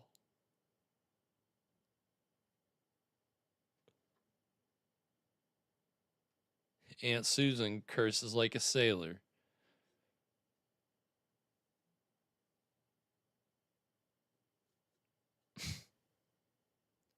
You're disgusting.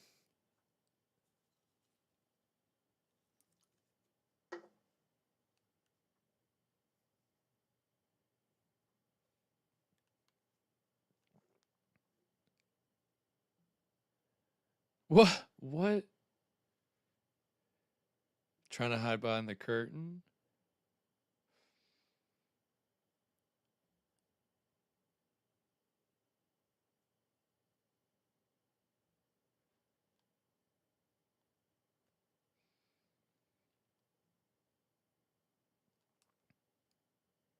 Oh, there you go.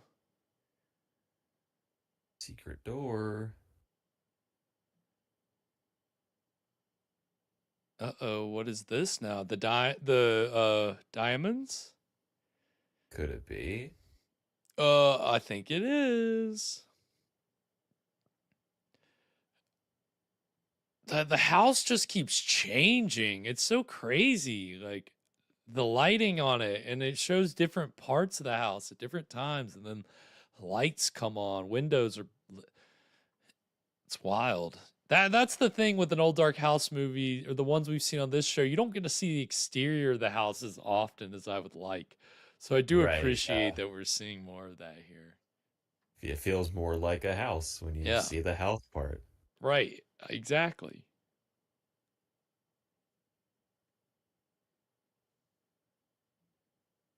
Oh, Wayne, yes, it's been fun, and we appreciate you hanging out with us. It's been a good one. We're, you know, these silent movies, you always can find a gem. You mine enough. We've mined through enough silent movies. I don't want to speak too soon, but we're enjoying this one so far.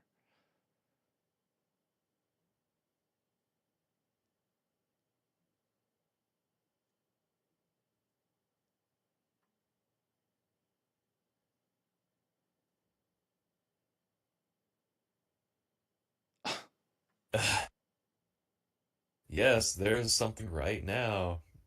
Oh, yep, called it. Got him. I love the mugging. Classic sitcom style. Oh my god.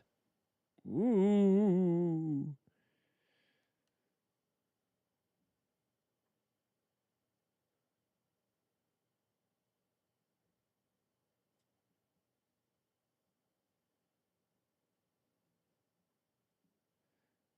And we'll be coming up on a break here, Evan, just to give you, because I know you're leaning. Yeah, get ready to reach. Yeah, get ready to reach. Big hand.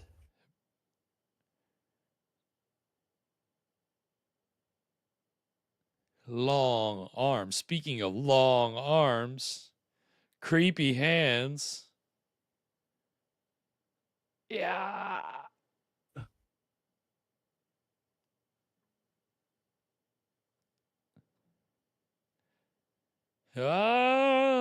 This is obviously. Oh, She's really never been more of a target with those diamonds. I know. Why did she decide to just sleep? Oh, I got to keep them safe, so I'll just keep them on me. I guess that was her. I guess that was her. Whoa. Thought, oh, snatched them. Help! Oh. And that is going to take us to our second break. So we're 2/3 of the way through The Cat and the Canary. What are we thinking so far, Evan? Man, that push in shot with the help. Yeah. That was crazy. I really like that. Yeah, that's what I'm saying. It's crazy that they, I don't know. I'd like to think that you can give Lenny credit for that he said everything is going to be interesting in this movie, including the intertitles, and we're going to, we're really going to try to put in as many effects, as many bells and whistles as we can. And yeah, I mean, and that obviously right there, that's one of the most iconic shots from the movie. That's on like all the posters, everything, the hand reaching over her. And I guess I'd never really noticed or knew that it was going for jewels on her neck, So that's the jewel aspect of that I had never been familiar with. Yeah, so that hand. Yeah, we've got we had a ghost, but we've also got some kind of werewolf guy, I guess. Right, yeah, definitely with the hairy hand. Like a hairy clawed hand. Yeah. Well, again, Evan, it's the cat and the canary. So, of course, yeah. Cat clawed hand. More of a cat person. So we've seen the inspiration for Batman and the inspiration for Joker. Is this the inspiration for Catwoman? Spot on. No, I mean, hey, again, if they were already inspired by two of those movies, it wouldn't shock me. Catwoman. Catwoman's always after some diamonds or something, right? Right. Yes, exactly. Thief. Well, again, but that's why it makes these murder mysteries, these old dark house films, it is always at the heart of it. It's a crime. No matter how much they want to talk about ghosts or they want to set up some kind of horror thing, I'm not trying to spoil anything, but with all of these movies, we always know that no matter how much supernatural stuff they've tried to lay on thick, you're gonna get a pretty rational explanation at the end that involves crime. So it's always some kind of Scooby-Doo resolution. Right, 100%. So that's kind of like, it has to be expected, but you could even say with like, a comic book with a story with a criminal villain and a hero, that there's some predictability to that. You kind of know how that's gonna. I mean, the good guy's gonna win, the bad guy's gonna, get found out, and so I don't know. We don't. I couldn't tell you who the cat is. They've given us a bunch of suspects, and so nobody has been singled out in any particular way. So we'll see. I don't know. Do you have anybody that you're suspecting so far?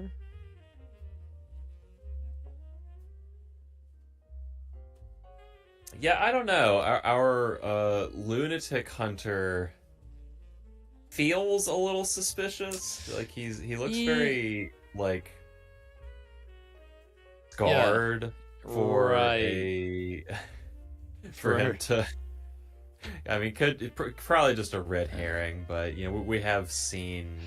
And I feel bad for bringing that up because I'm hoping that that's not like what it is, but you know, like I can't help but bring our frame of reference in the context from other movies that we've seen, but maybe I should have kind of held on to it a little bit. I don't know though. Again, like you're saying, they haven't given me enough in one way or the other.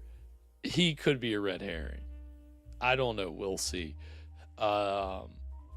Either way, I'm excited to see how it shakes out.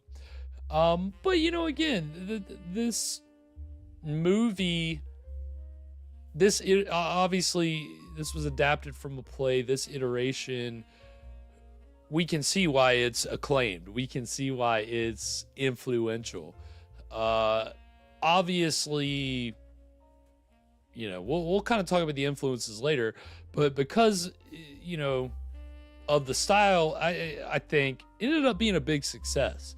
And so it was remade a few different times. Universal actually remade it 3 years after this, under the title The Cat Creeps.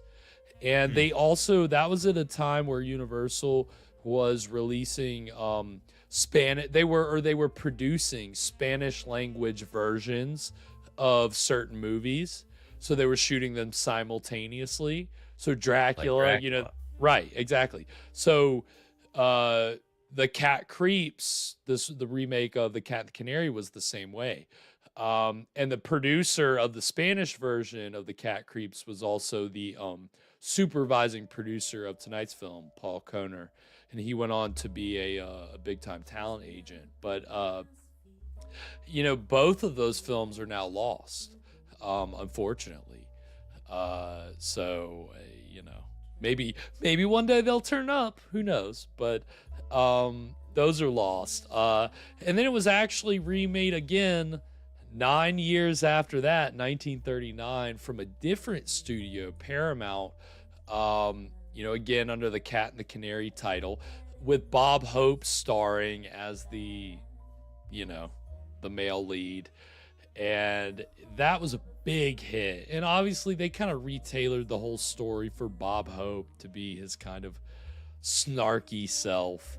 And but that movie has a lot of fans, and I think it's different in some respects from tonight's movie. It doesn't lean as much into the visual horror elements, but obviously, you know, Bob Hope's comedy is kind of what's taking center stage there. And hey, it's got George Zucco in it, so if that's worth anything to viewers of this show, which I, you know, would hope, you know, you can't go wrong with some Zucco. So, but I haven't seen that one either, so I'll have to check that one out. But that's gonna be the first trailer we'll see in our break. And then there were a couple television adaptations, TV movies, one in America, one in not Sweden, one somewhere else. And then the last version of it, direct adaptation, was in 1979. And it was from a producer named Richard Gordon, who he was a horror fan, and then he produced horror movies. And his brother Alex was the one who co-wrote Bride of the Monster with Ed Wood, and was kind of like, I guess, the one that introduced Ed Wood to Lugosi. So yeah, these guys were British, the Gordon brothers. And Gordon was like, well, like, you know, people still know The Cat and the Canary. It's never been made in color, so let's see, you know. But I think there were some troubles releasing it, and it didn't really do big business. But I think it came out around the time that, like, the Agatha Christie mysteries were getting, like, you know, Oscars, you know, the Murder on the Orient Express and all that. So I think they were trying to kind of cash in. But I haven't seen that one either. But that's the second trailer we're going to see. So we'll get these two Cat and the Canary remake trailers. And then when we come back, we're going to have the exciting conclusion of The Cat and the Canary. So stick around. We'll be right back.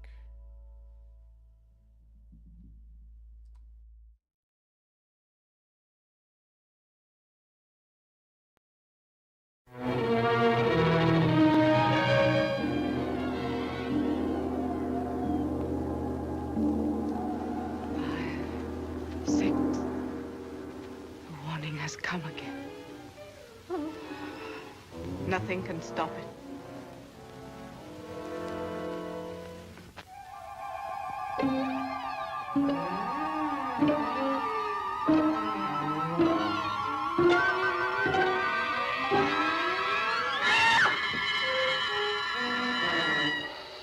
You want to go first?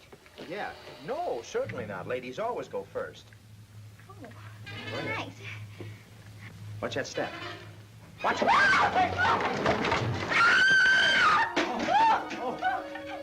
It's got me. It's got my hands. It's got. Jeez. It's this hand. It's this.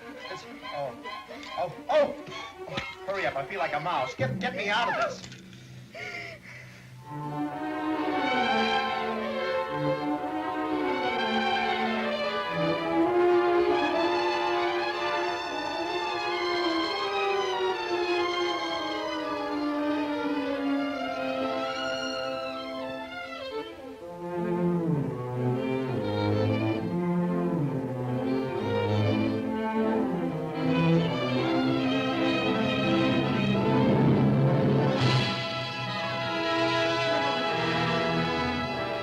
That the heir hereinafter named should prove to be of unsound mind, or if said heir should become insane or should meet death within a month of inheriting, then my estate is to be given to the person whose name is contained in envelope number 2.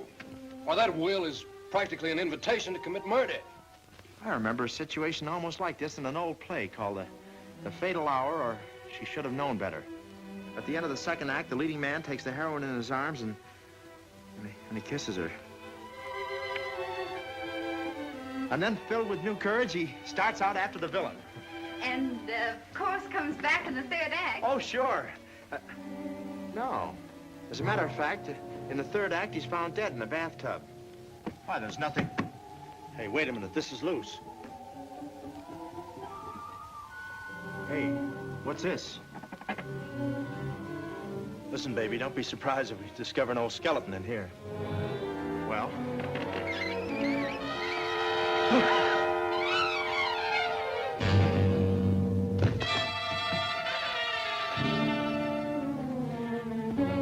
Joyce! Joyce!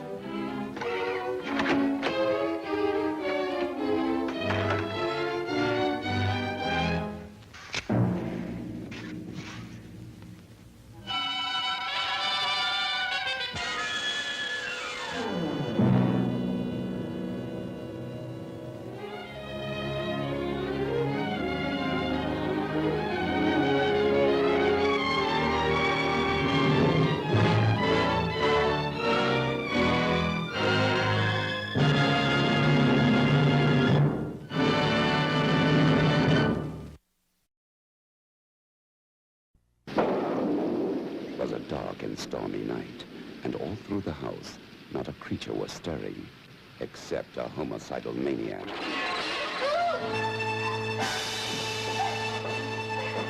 Some maniac is trying to kill us. On the 27th of September, 1914, Silas Canby West died in this house. Some of you will not live.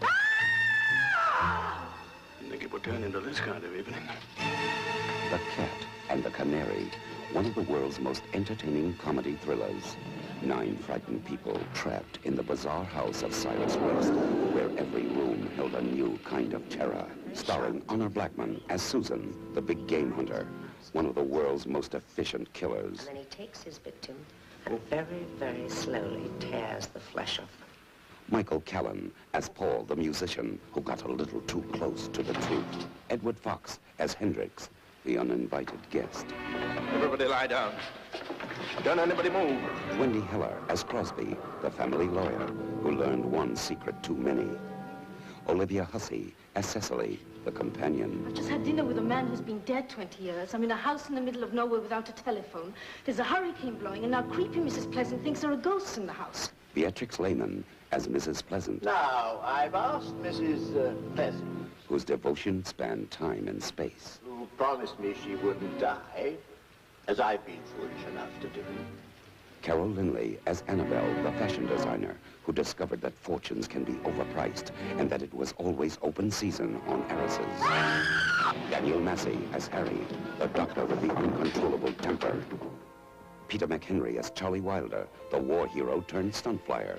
I can always say I once held a real live heiress in the palm of my hand. And as the man who wouldn't die, Wilfred Hyde White. You know, I am Cyrus West. Get ready for the strangest night you've ever spent with relatives who, for a quick million, will kill you very, very slowly. The Cat and the Canary.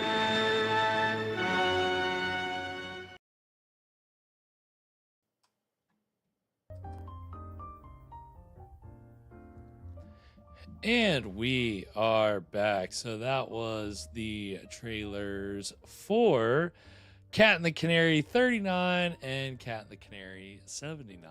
And yeah, I know again the 39 version very influential. The 79 version, I don't know. I mean, again, you know, it looks like they definitely tried to they kept it a period piece, but they tried to kind of make it flashier. And I believe the director was most kind of known at that time for adult films, in the golden age of adult films in the 70s. He did some he did some of those, but he also did some mainstream productions as well. So it's kind of it was a weird time, the 70s. But yeah, so it's funny, you know, that I don't think that it has been directly adapted since then, but yeah, as Alana noted, it's certainly inspired other films. Haunted Honeymoon, I think I read today, like The House on Skull Mountain, which is a blaxploitation film.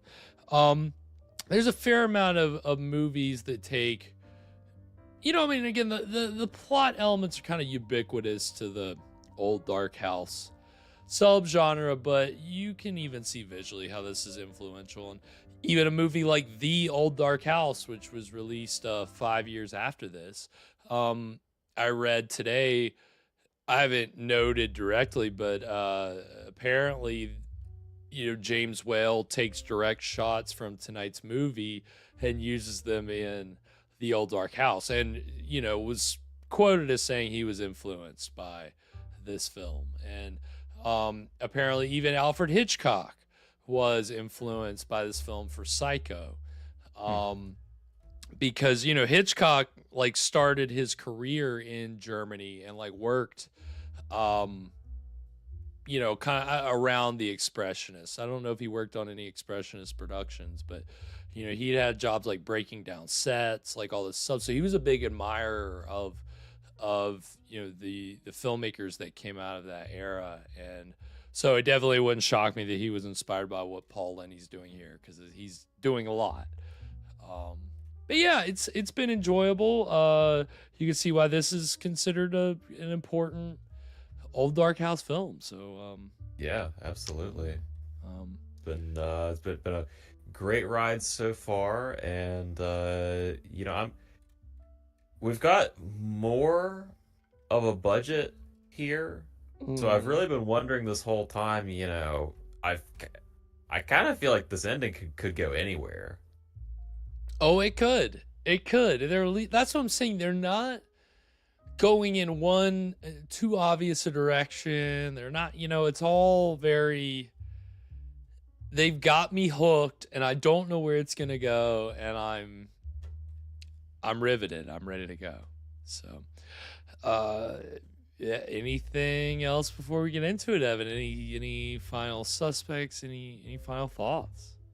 So, you know, usually at the end of a good budget horror film, I like to see a big fire, but I think this time, what if we got a big flood? we're gonna flush out these cats because cats don't like water. Okay. Well, that's logical. That makes sense. And we know if there's one thing these movies like, it's logic. So could very well see that. We will see. We've seen floods before. In an old, I guess it counts as an old Dark House movie, Fog Island. All of these cutthroats were out for the money. I've actually already seen that. Yeah, they all wound up in the basement, and then it flooded. Yeah. Bunch of cats in the basement. Yeah, they drowned like a bunch of cats in the basement. So yeah, we'll see. I really hope that movies that we haven't already watched cribbed from.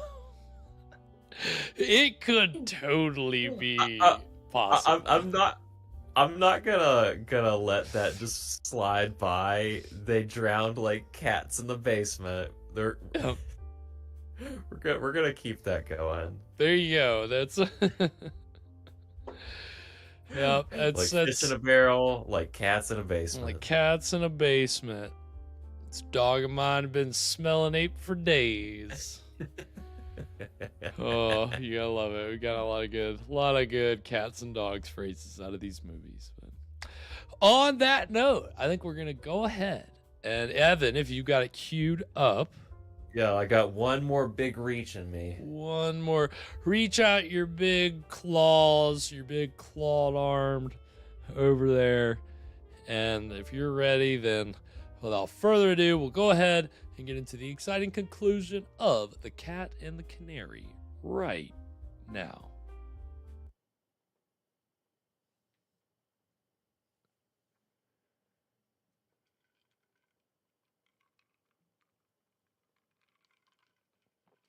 Yeah, Wayne, luckily with no soundtrack, I don't think Content ID is, knock on wood, I don't think it's picking it up. So, not that it's public domain, but YouTube is funky like that. We all know. I'm going to try to work on a video series where I explain all these problems with YouTube so that I don't waste time droning on about it here on the show.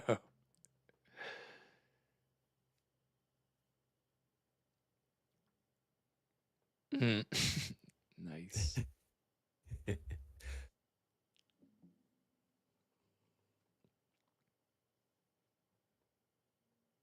Yeah, Wayne, you weren't here. Yeah, the cartoon actually did get us shut down for a little bit. Got in just in time.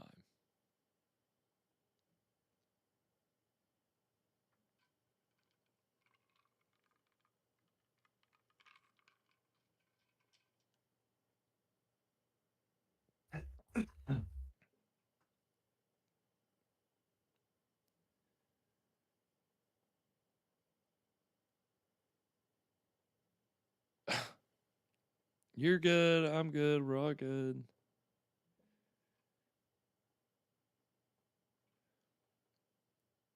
Was she acting crazy? Absolutely. That's so funny the way that they input. That's perfect. She believes the diamonds were real.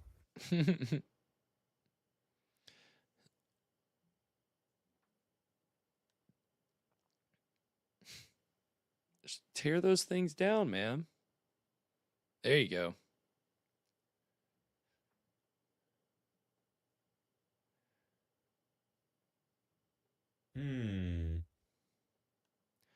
Ooh. Seems sound. It's just a very well built hidden passage.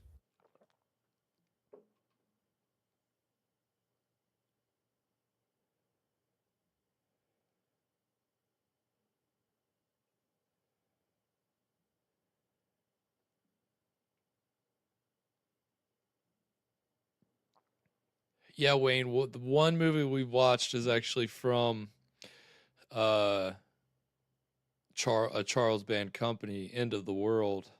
And I think it is blocked in some countries, but I don't think it's blocked here in the US. I don't think. It's been getting views. Whoa! Oh no.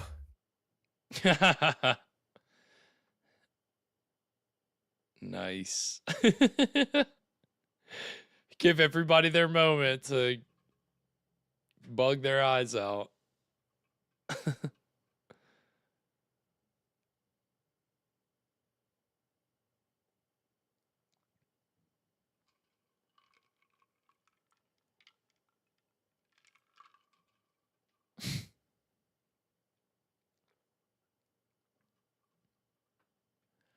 So what do you think they're going to do? They're going to blame it on her? Crazy.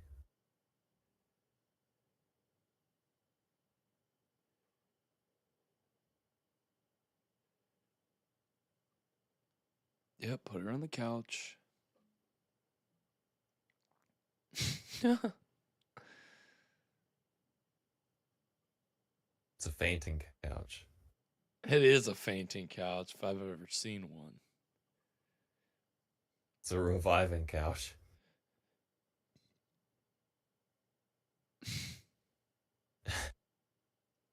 Is she hiding under the covers?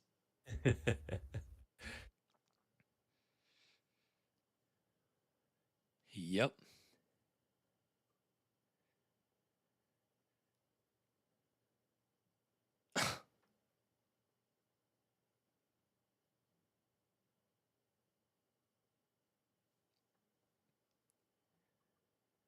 Doesn't everybody love a good fainting couch?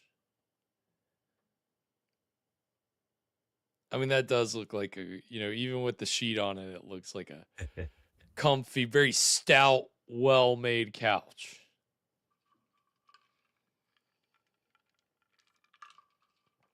Well built.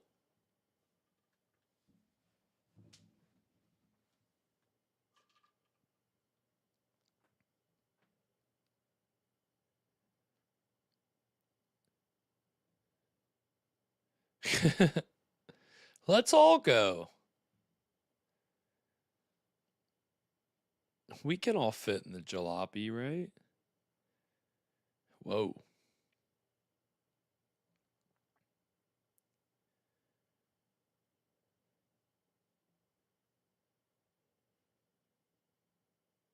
Let me go.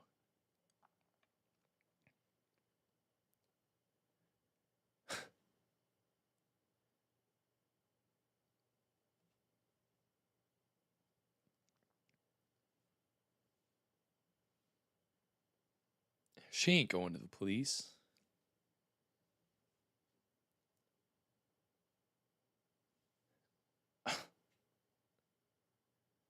Nice.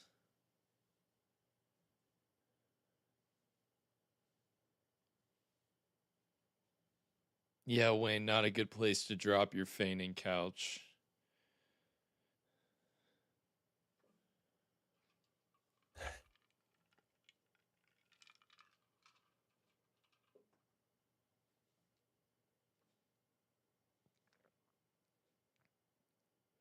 Wait a second, where's the guard?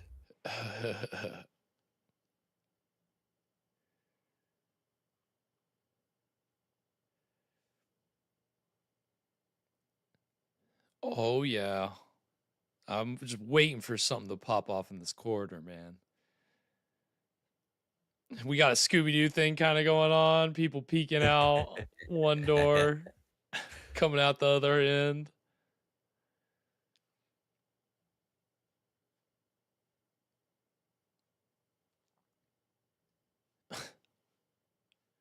Shh.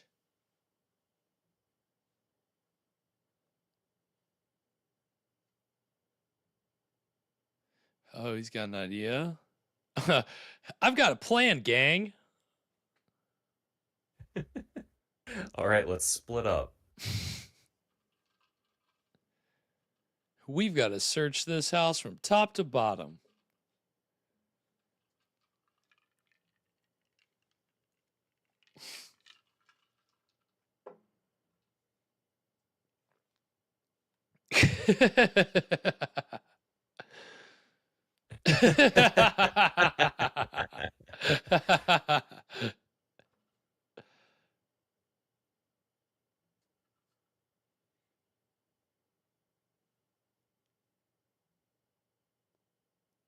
Well, you better go look. I've got it. We'll look in his pocket. Yeah, Alana, that's an underrated line. I think I'm thinking. Classic.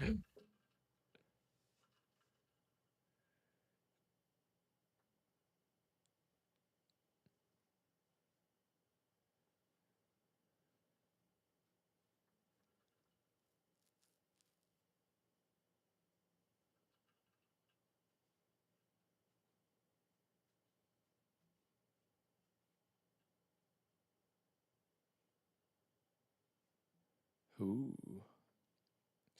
Dollying in.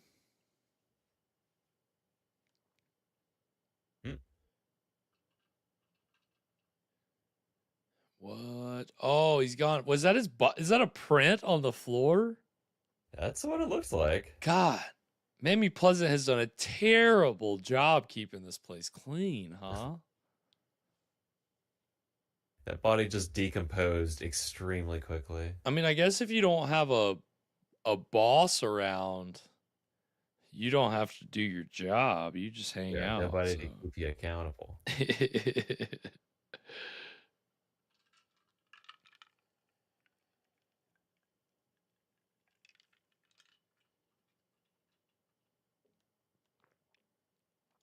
What?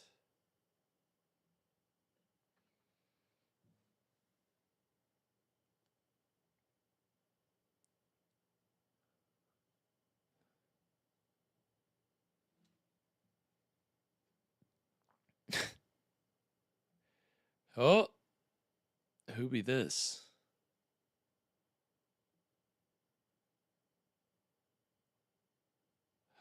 Oh, Aunt Susan. Just the aunt.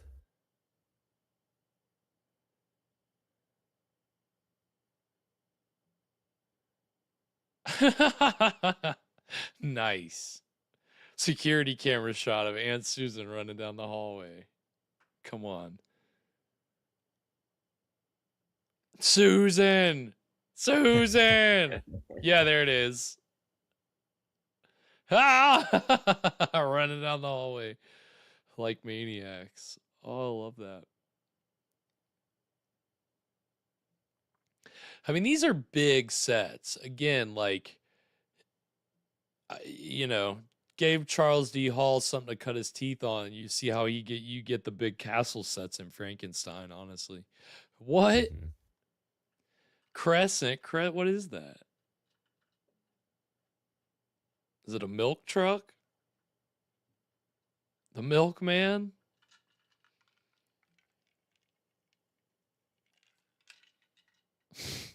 I'm being chased by a ghost. A ghost?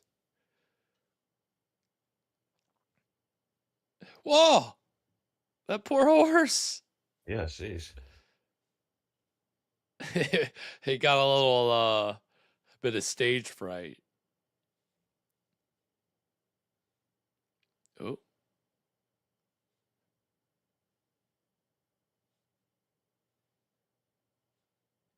Wait, well, what happened? That was Aunt Susan, right? That got in the milk truck? Yeah, that just left.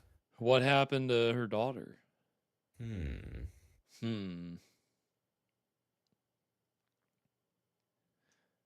Oh.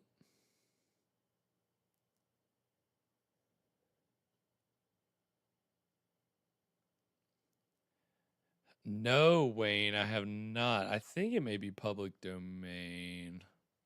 It's, well, I'll have to see. I've been seeing it popping up on YouTube recently, so it may be public domain. But I don't know. Might be a little racy. I've never seen that before. This guy. Oh, the doctor. The doctor finally shows up. Took him long enough. I'm here to see if you're crazy. I'd be a little concerned if this was the guy finding out whether or not I was crazy. The doctor.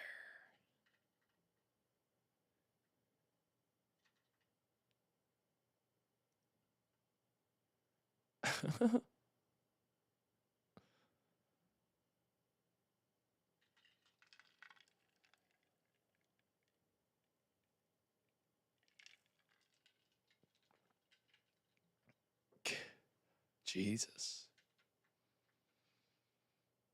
Staring into her soul. Kind of looks a little Nosferatu-y. A bit, yeah. Like, I read things that compared him to Dr. Caligari, but he looks a little more Nosferatu to me. Ooh. Is that the dude that's the looking for the maniac? At the window?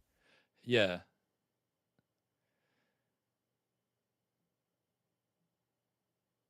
Yeah, he does kind of look like the tall man Sears.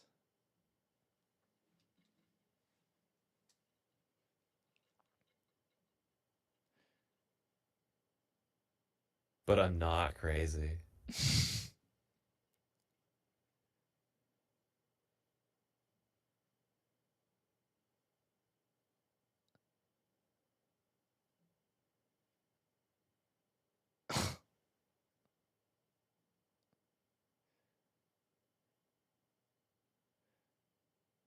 Jeez.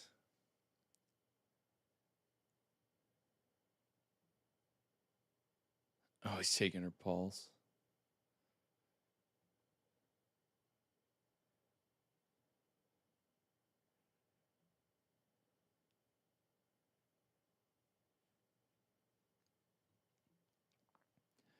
All right, Paul.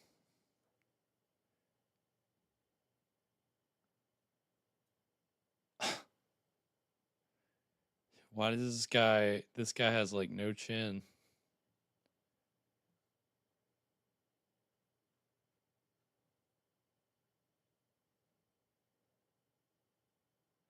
Oh. Ooh.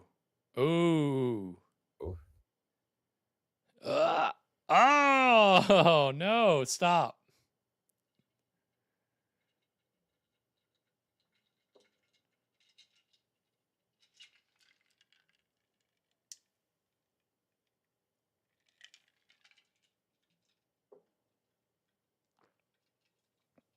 What kind of psychological test is that? If she doesn't offer you water, she's crazy. Uh-oh. I think he spiked that. No, this is for me.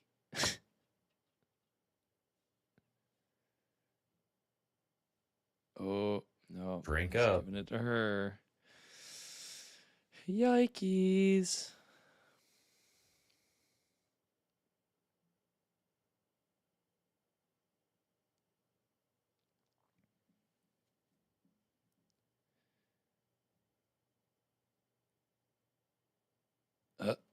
Oh, I'm interrupting. My apologies.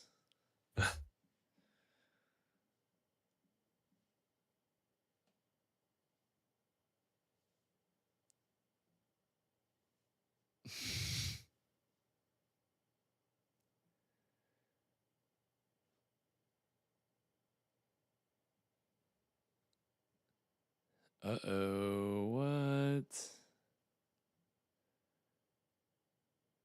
On green. Going green. We're in the basement. Going green. I'll report on this case in the morning. In the meantime, you and me grab a drink.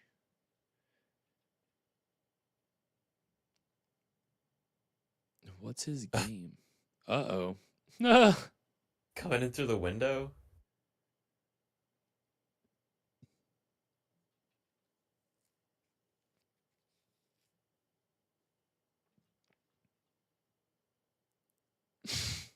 Murder?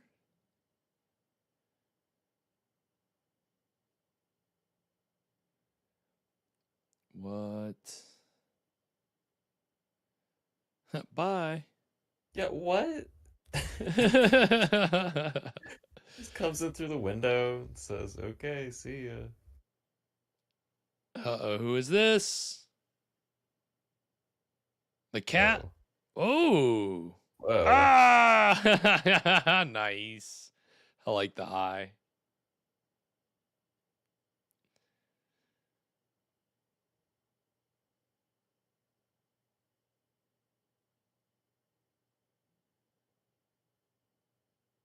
Scrapping, scrapping, scrapping.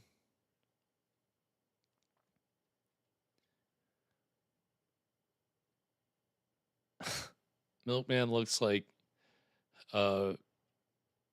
Beaker from the Muppets.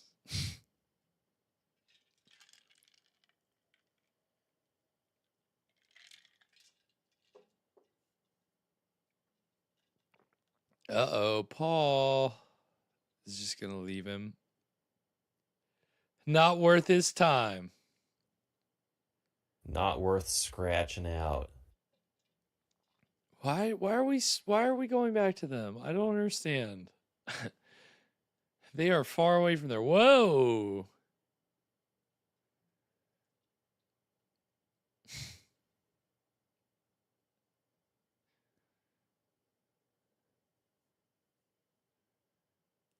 Meep, meep, meep, meep, meep, meep, meep, meep.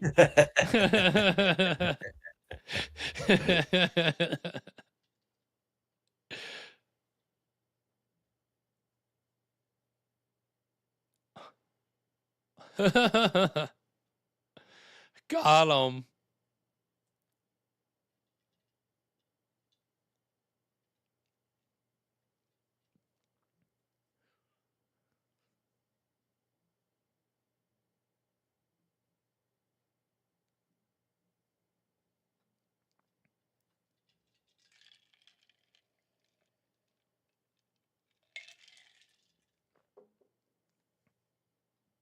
Oh my God, classic Aunt Susan. Getting touchy-feely with the lawmen.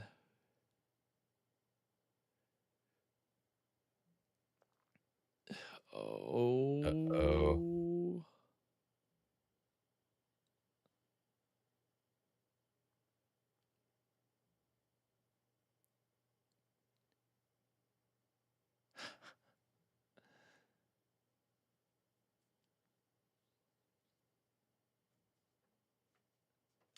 All right, come on, Paul. Ah. All right, step forward, step forward. Come on.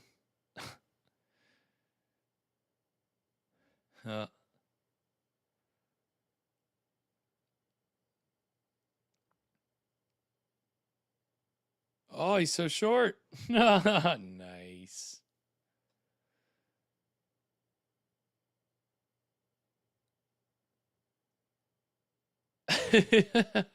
It's such a goofy disguise, but I love it. Yeah.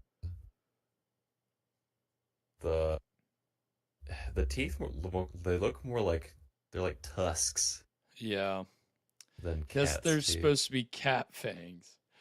Paul's back for round 2, huh? Got him. Diving over no! the couch. Yes. Oh.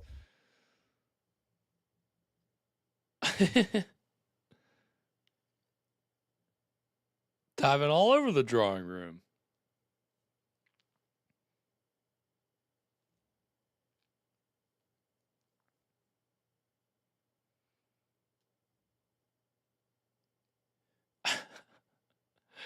They're just tussling around. I got him. I got him. Hit him over the head with something. Oh, Yeah, they're gonna do it 10 times just to be sure. What is she? Is it the jewels? Oh, it's the eye. Oh, Nobody look. Nobody look. I was supposed to pop in my cat eyes, but they fell out. Guard.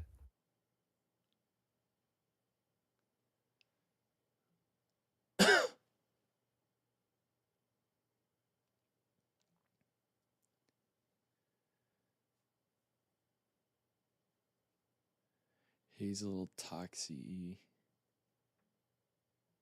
Oh, got him.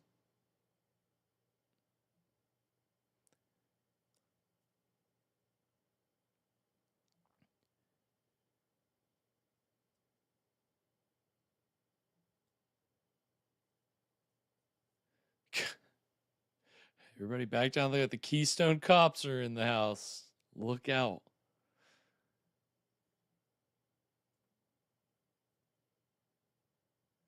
Oh. Oh.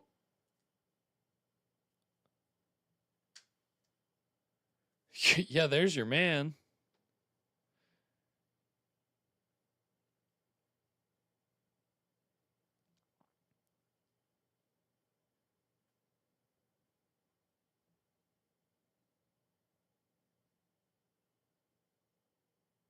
And the culprit is... Let's take off the mask, find out who it really is. Oh, him?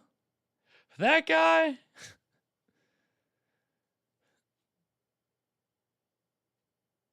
All right, why'd you do it? Wait, what? He's the guy from the envelope. And I would have gotten away with it too. Yeah, Sears, you're getting the pure audio commentary. Oh, okay. They were working together. All right.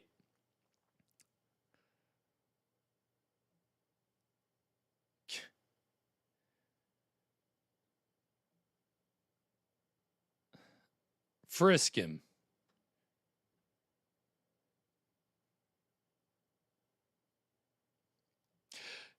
Yeah, Wayne, I've heard that may be public domain. I've thought about showing that, but maybe one of our Twitch only nights. Because I don't know that you can get away with showing that on YouTube. With the copyright content ID stuff.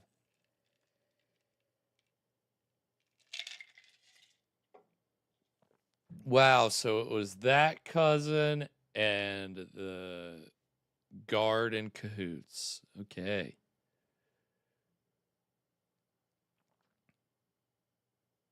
Everything's all right. Bad guy is caught. There's no ghost. The diamonds are all yours. What is there? One more envelope we haven't opened yet?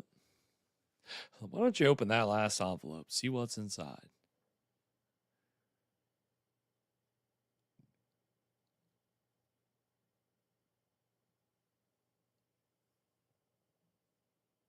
Yeah, that's all this movie was missing, Sears, honestly, was a dog.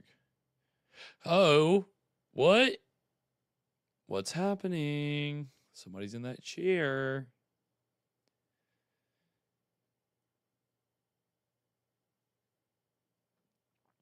What? No. Oh, I don't know about that.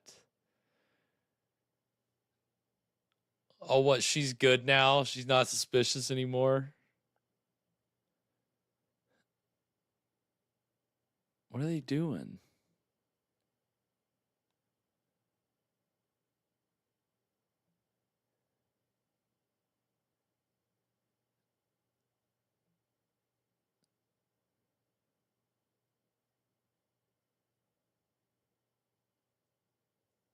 You don't want to live here alone, do ya?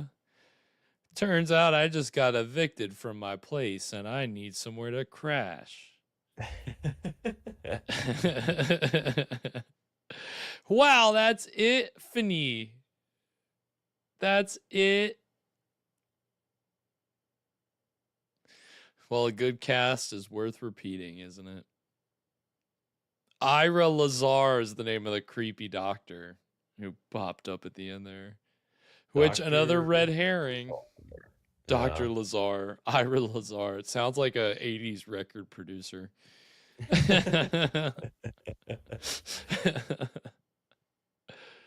Wow, is that it? It's a universal picture, of course. How could we forget? Carl Emily's got. I like that. How many studio heads? How'd you like it? Write me your opinion. Let me know. Wow, what a way to end the movie. Well, that was The Cat and the Canary. What did we think, Evan? I really enjoyed that. I mean, that was probably up there in our silent movies. Oh yeah, I would say I would dare to say top 3. I'd have to see Gollum again. I think that's the I enjoyed it when we watched it, but it was one of those that for the longest time I didn't really give a chance. I just thought, it's a boring period piece, which is kind of my problem with like Hunchback and Phantom, which are not in my top 3. If you're wondering what is, obviously I think Caligari's probably number 1 for me, and then Nosferatu comes in at number 2, and I'd say this maybe comes in at number 3. Now Evan, I think, is probably his order looks a little different. I know you're a big fan of Nosferatu. Yeah, definitely like Nosferatu. I enjoyed Metropolis a whole lot, and I don't know that I would. I mean, this was great, but I don't know that I would necessarily put it over that. I totally forgot we even watched Metropolis. How bad is that? How can I forget? Dang, yeah, that. Maybe that bumps it out. I mean, although again, even here, for me personally, kind of the horror movies that I like, I see so much of what came later in tonight's movie. Like, so I can see how this was so influential. And so I feel like I'm going to need to watch it a few more times, but yeah, it's got a reverential place, I think. The guy who ended up being the cat, I feel like maybe I just didn't notice, but had he been around for a while? Yeah, he was like one of the family members who's there from like the very beginning when they're all there. Okay. Like, yeah, he was like I thought he was there at the beginning, but I couldn't remember if he had like been, present just in the middle. He was, but he wasn't very like memorable or impressionable in any particular. He was like a kind of a nice guy, but that's how they get you, isn't right. it? Like it's always the one that they're not paying attention to. Right. Exactly. You don't make them too suspicious, but you don't really give them a lot to do. Like the other cousin, who was played by the guy from Phantom of the Opera, he was obviously made to be suspicious. Mamie Pleasant was suspicious. I mean, right? Like they were all kind of like, the doctor, I mean, well, you were right to be suspicious of the guy hunting the lunatic, although again, it wasn't quite like the other thing we saw, but again, these old Dark House movies, you're gonna run into just some of the same plot elements, and we certainly saw that tonight. But out of the old Dark House movies we've seen, I think this is probably tops. I mean, this was pretty solid. So yeah, good silent movie, good old Dark House movie. Glad to finally check it off the list. It's been too long, so glad everybody could join us tonight for it. Kathy, Alana, Sears, Wayne, Dogstar. Again, being on a different night, not the Friday night Scream Stream Wednesday. Reminder, if you forgot, you've been watching and you've just been transported to Friday night. We are just in the middle of the week. But hopefully this kind of helps. I do too, man. Tell me about it. But hopefully this kind of helps everybody get through their week. And I like my schedule's funky. I'm working on a project. I'm crewing on a project on a set. On set for the next 3 weeks, so it's a little funky. Obviously taking next week off. It's Thanksgiving. The next week I don't really know about schedule wise. I have to see what I'm looking like. And then the week after that is Friday the 13th. So we're looking at doing another special. Again, obviously Evan's going to be on his leave, but hoping to find some. This is going to be a fun special, kind of along the lines of what we did the last Friday the 13th, but we're going to, hopefully videotape some segments or something. Keep him around. Evan, come on. Who's the real draw here, honestly? We all know it's Evan. The audience loves it. I'll be trying to do my best to haunt the stream. Hell yes. Maybe you'll see my one hairy hand kind of creep across. Yes. We can only be so lucky. So we again, schedule will be a little funky over the next few weeks, but gonna be bringing you some good stuff. I'll be done with my job by Friday the 13th, so really looking forward to that. That's gonna be a lot of fun. And then we're just gonna be moving right along through this long season. And the next movie we will see after that, if we're live at the week after Thanksgiving, will be How Awful About Alan, which is a 70s TV movie starring Anthony Perkins of Psycho fame. So it's been a while since we've had a TV movie on the show. So looking forward to getting that little slice of Americana. But yeah, it's been a lot of fun. Yeah, Hetty. Maybe we'll get an appearance by Hetty rapping some kind of Christmas carol. That would be a lot of fun. I didn't even think of that. There's a look at the audience giving us ideas. There it is. Very, very excited for the holidays. I know everybody. It's just that time of year. But yeah, it was a great episode tonight. Really appreciate everybody tuning in, and really appreciate Evan. Whipping up one more cocktail before his time off, but one for the road. Yeah, before he be hitting the old dusty trail. And on that note, Evan, anything before we sign off, before you hit the old dusty trail for a little bit? Well, just thank you, everybody. It's been a super good time. Been a lot of fun hanging out with y'all. Been a lot of fun watching movies, watching old, TV and serials, and I'll be seeing you. So take care of Garrett while I'm gone. There we go. Yeah, it's just seriously. As they've been taking care, especially with the Manos game, they've really been taking care of me. So hopefully they can. Keep coaching him on. He's gonna beat that game. Can get there eventually. So, and that may be on hold for a little bit, but we'll take it all in stride. So, on that note, until next time. Hold on, I gotta make sure I'm gonna hit the right button. And I can't find it. It is right. Where's oh, there it is. Okay. Until next time. Sweet screams, everybody. And to all, a good Friday.